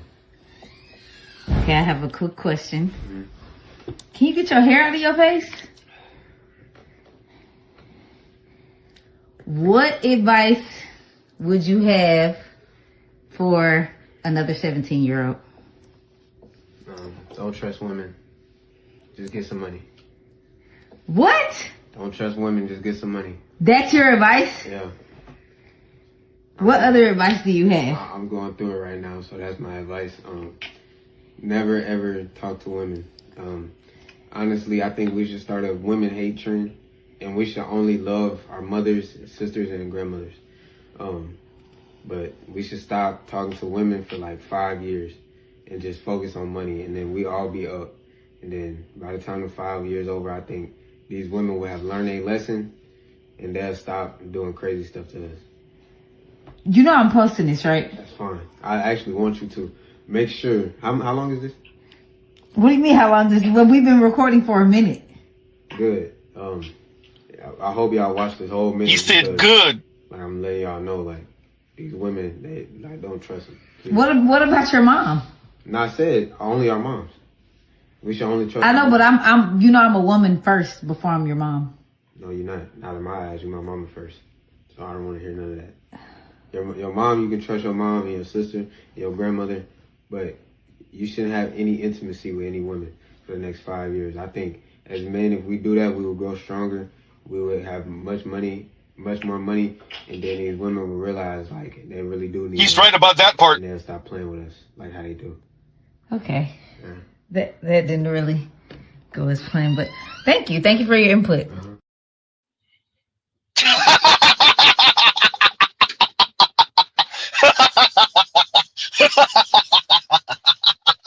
Yeah, mama said that ain't go as planned, but thank you for your input. Yeah, mom. Yeah, the little girls, the 17 and 16 and 15-year-olds and the 18-year-olds, huh? They're red pilling your son. I want y'all to appreciate this. Mama and them know that the girls are the ones red pilling the boys. What they plan to do is get the boys accustomed to it. That's the goal. They want you to change your appetite and get you accustomed to it. It's not going to happen. They know, let's cut the crap. Now that we are at the end of the stream. And shout out to KMS. And KMS says, that didn't go as planned. Quote of the year. Mom, the girls are red pilling your son. We're going to assume that you didn't know that. You knew it. Anyway, your son is not going to change his appetite. He's not going to change what he likes. It's not going to happen. You know what's going to happen? If he don't come across a nice black woman when he gets older, he's going to come across a Latina or white girl. And then he's gone forever. That's what's going to happen. It's not Mr. Z. It's not the black manosphere. It's not the manosphere. It's not the red pill that's red pilling your young boys. It's the behavior, the conduct, and the way the young ladies are speaking. That is what is red pilling the young men. He is 17 years old. Huh? And thank you for the super chat, KMS. Thank you for the super chat. It is the young women red pilling him. Huh? He said that to his mother. He said that to his mom. A 17-year-old.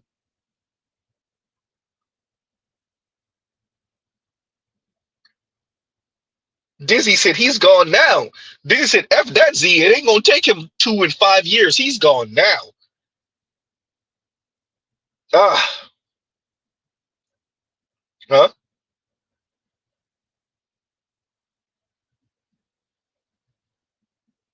So, Mom, it's a wrap. Huh?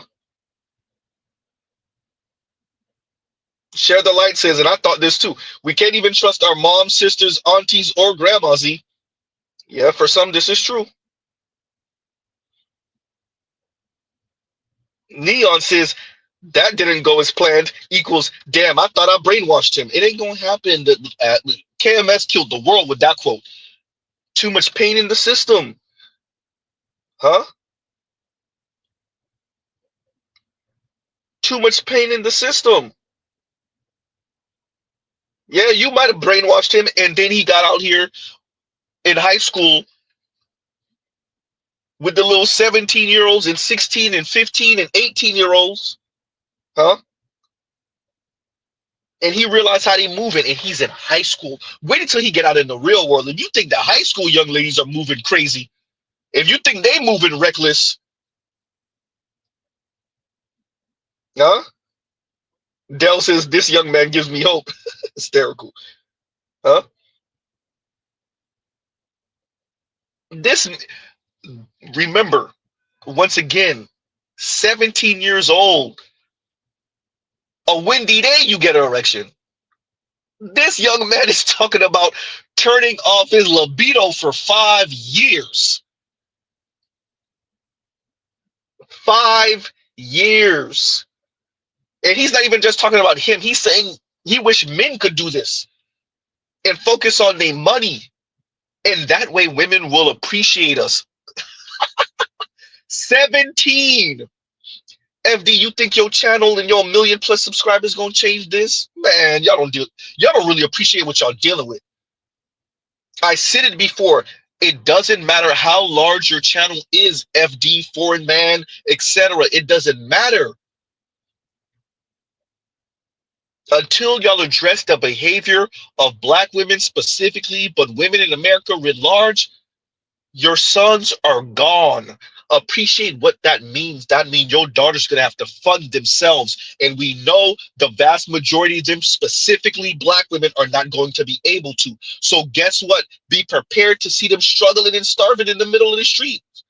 Be prepared to see them in soup kitchens. Be prepared to see them trying to make a way, being 3 and 4 deep in one apartment, fighting over the cereal. Their monthlies getting synced up, fighting over the sanitary pads because their monthlies are synced up. Goddamn, Z. Huh?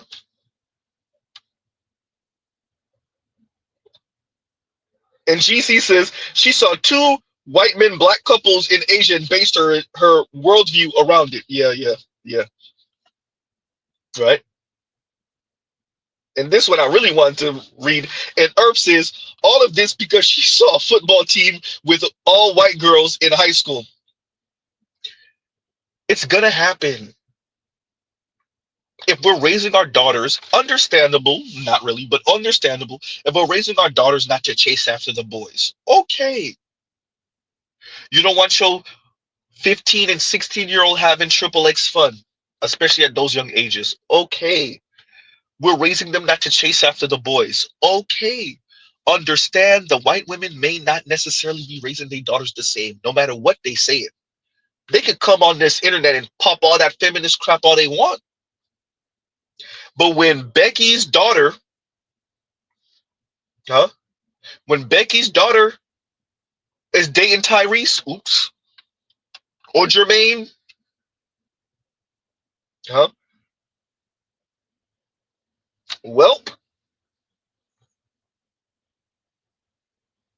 we've seen those pictures where it's nothing but brothers with white prom dates, nothing but young black men with white prom dates, and black women threw a fit. Half of them threw a fit. Half of them tried to play stoic, failed.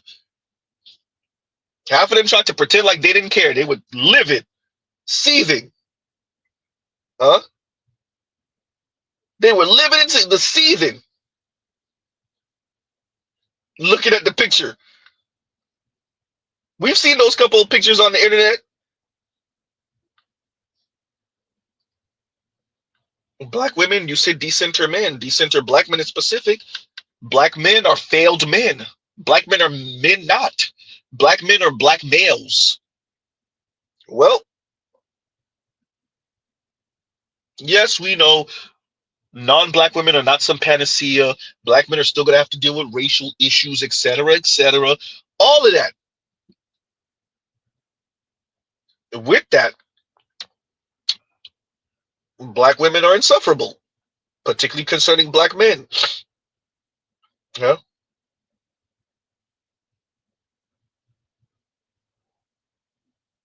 Huh.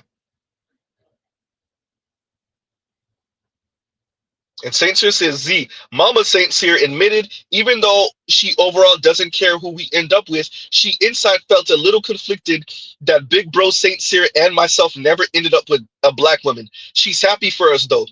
She's going to be a little conflicted. Huh?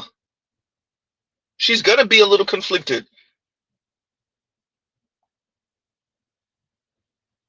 Ah. Until the black community fixes black women's behavior, attitude concerning black men in specific, you're going to see that marriage rate for black women plummet. You're going to see more and more black men end up with non-black women. And as I suspect, you're going to see black women truly become the concubine class. I know we think they are already, but truly become the concubine class, the Roma class, the Gypsy class, and the Brindok Coven class of America. They will be the co-munching coven. Huh? Lost One says, Iyanla did apologize, if I'm not mistaken. I need that. If you have that clip, I need that. Because last time I checked, she ain't never apologized. But I could be wrong. I could have missed it. It's possible. It's definitely possible. I need that clip. Send it to my email. Email's in the description box. Please and thank you. If anybody find it, send it to my email. I'll apologize. I'll apologize for not knowing that Iyanla apologized. Right? Ah. And on that note, everyone, I think we went way over time. This is reckless, so Z got to make up for it. Don't put it in the comments. Don't put it in the comments. So we will pause right here. Love, peace, and chicken grease. Y'all go check out other Black Manosphere content, other non-Manosphere content. For the love of God, go touch some grass. The Roger Report should still be streaming. Maybe Dr. Thunder. I doubt it. Y'all go check them out. And I should be, all things being considered, should be on Keep It 100 stream later on tonight. Let's see. I all things, I should be there unless something really unfortunate happens, knock on wood. But yeah, I should be there, and y'all should see me there tonight. All right, y'all. So we pause right there. Love, peace, and chicken. Oh, I'm Waffle says, don't forget my super chat. Where's your super chat? I don't miss it. Wait a minute. I'm Waffles. I didn't read your super chat. Wait a minute. Okay, wait. I read that. That was KMS. Y'all give Z a second. I'm Waffles caught me right before we ended. Did I not read your super chat? Wait a minute. Y'all give Z a second. I'm scrolling through right now. That's KMS again. That's KMS. Morphos, I don't see one from you. Wait a minute. I'm trying to make sure I didn't miss anything. The Saints here. I know Chief Rocker put one earlier. I only saw the first one I saw was from Chief Rocker. I don't see anything from you. I don't see anything from you, Morphos. Is it me? Did I miss it? If anything, just put the comment you put down. I'll read it. I don't see anything from you. Maybe it's me. I'm scrolling back down. I do not see anything. Nope. Okay. Wait. Maybe. Nope. No, I don't see anything from you on Waffles. Could be me. Yeah. It's the very last sent. Do I see one? Give me a second. Let's see. Did I miss? No, I see. The last one I have is from KMS. Is the one that says that didn't go as planned. So unless StreamYards is doing something, don't forget StreamYards is where it's okay. I'm Waffles. Go ahead and put the comment down. I'll read it. He said it's okay. It's a $2 chat anyway. Yeah, it's okay. Yeah, I don't know. I don't see it. That's crazy. Let me see if I can see it on YouTube. Give me a second.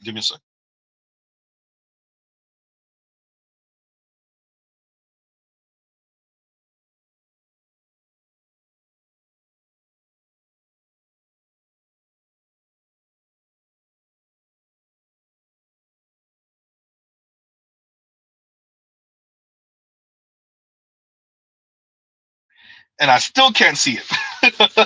Okay, so StreamYard's playing with you. Let me see. Hopefully on the replay I'll catch it. I'll read it on next. So if you don't, if you want me to read it now, if you just put a comment down, I'll read that comment and we'll get to it. But yeah.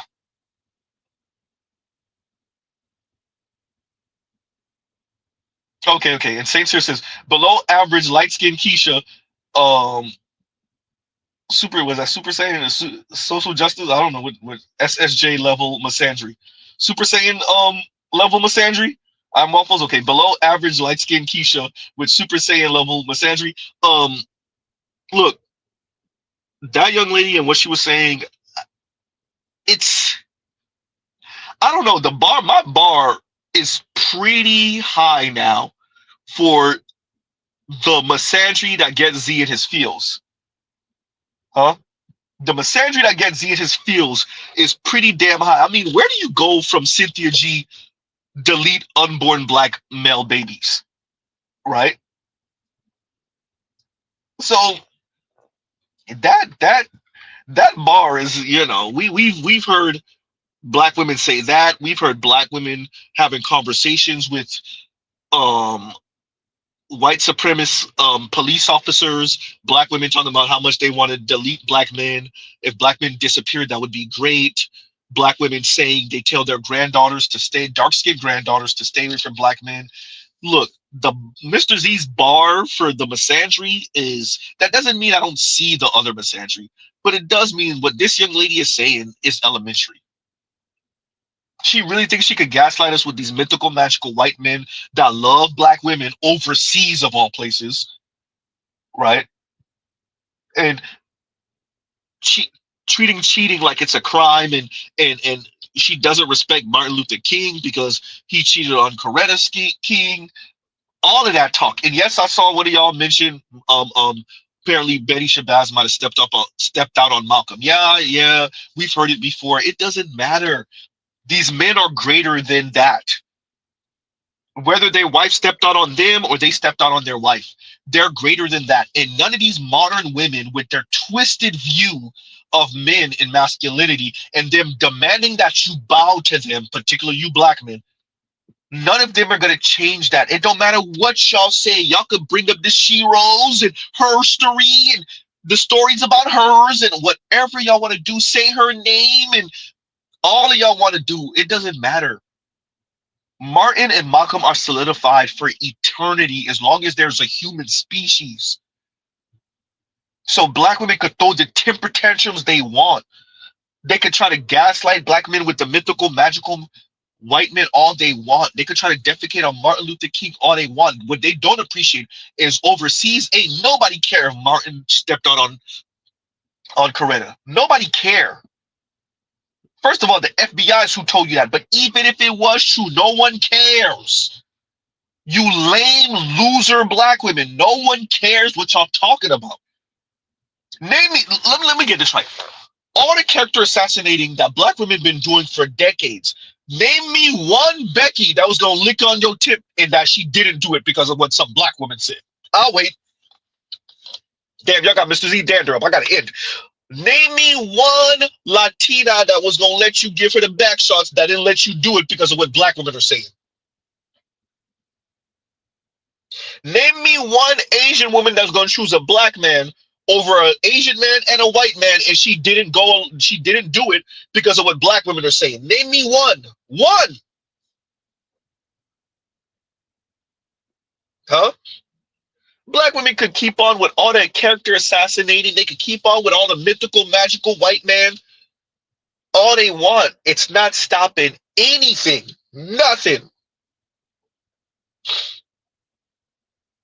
Huh? Get ready to throw up, y'all. Name me one dude.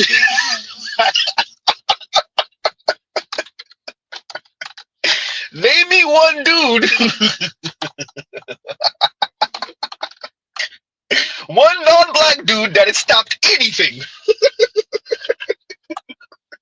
Huh? Nobody care what bitter black women are talking about. Resentful, I'm not a white woman, black women are talking about what they mythical, magical white man talk. It's not stopping anything. Saints here telling you ain't stopping none of his motion. Huh?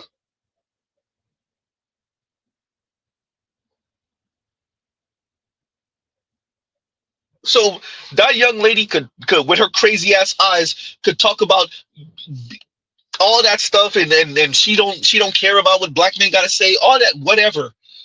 Which you don't appreciate, madam, is in America you don't have to care what black men say. The second you step overseas, nobody care what you're talking about, especially outside of the West. Take your ass to the Middle East, take your ass to South Asia, Southeast Asia. Nobody care what you're talking about. Take your ass to Latin America. No one cares what you're talking about, lady.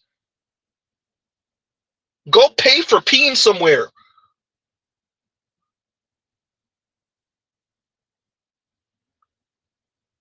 Loser talk. So what end out there? Now, man, y'all done got Mr. Z Dander back up. Anyway, and this is how your 17-year-olds decide that they're gonna put their peen up and go work on themselves and go make this money. Huh?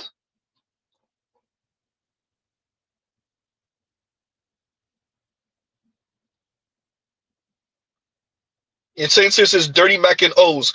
Dirty mackin', and they don't stop nothing. It would have been one thing if they character assassination stopped anything. It stops nothing. The white girls that's gonna deal with you are gonna deal with you anyway. The Latinas who are gonna deal with you anyway. The Asian women that's gonna deal with you are gonna deal with you anyway. When you go overseas, whoever gonna deal with you anyway. Black women over here ranting and raving, and it's stopping nothing. Where are all the non-black women who was gonna deal with you that's not gonna deal with you because some black woman is talking about colorism, featureism, texturism? Huh? These women are dealing with you even when their brothers and uncles don't want them to deal with you. Their own fathers might not even want them to deal with you. Huh?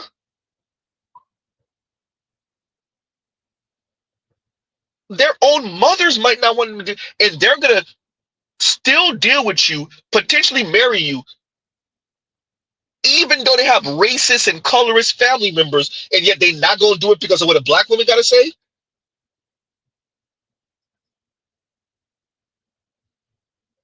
Y'all appreciated that on the real, all those women were with black men, even though Lonnie Love was talking all this crap.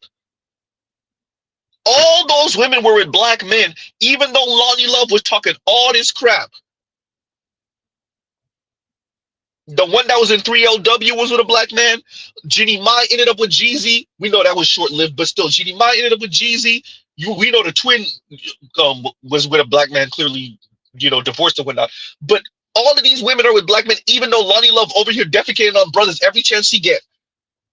And she daring those women to defend black men. They all ended up with black men anyway.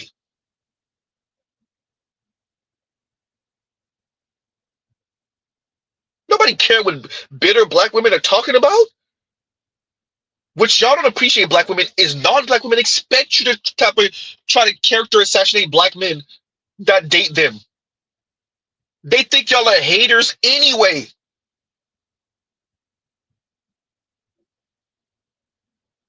Don't y'all see how white women are moving around? White women that date black men move around like they own black men. And a lot of that is just to spite you.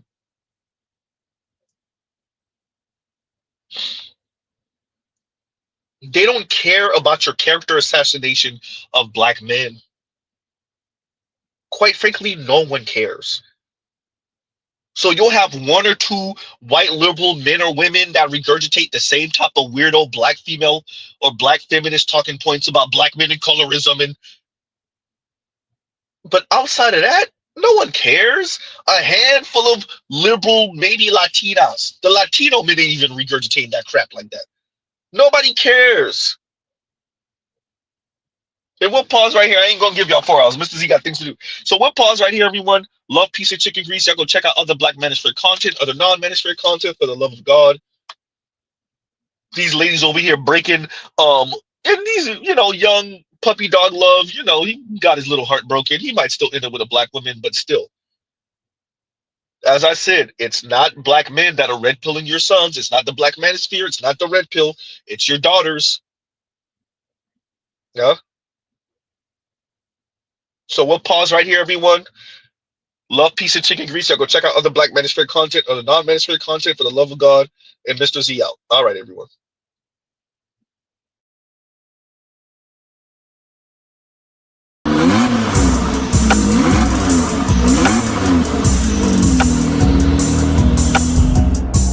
You are now listening to Mr. Z Blackneffect.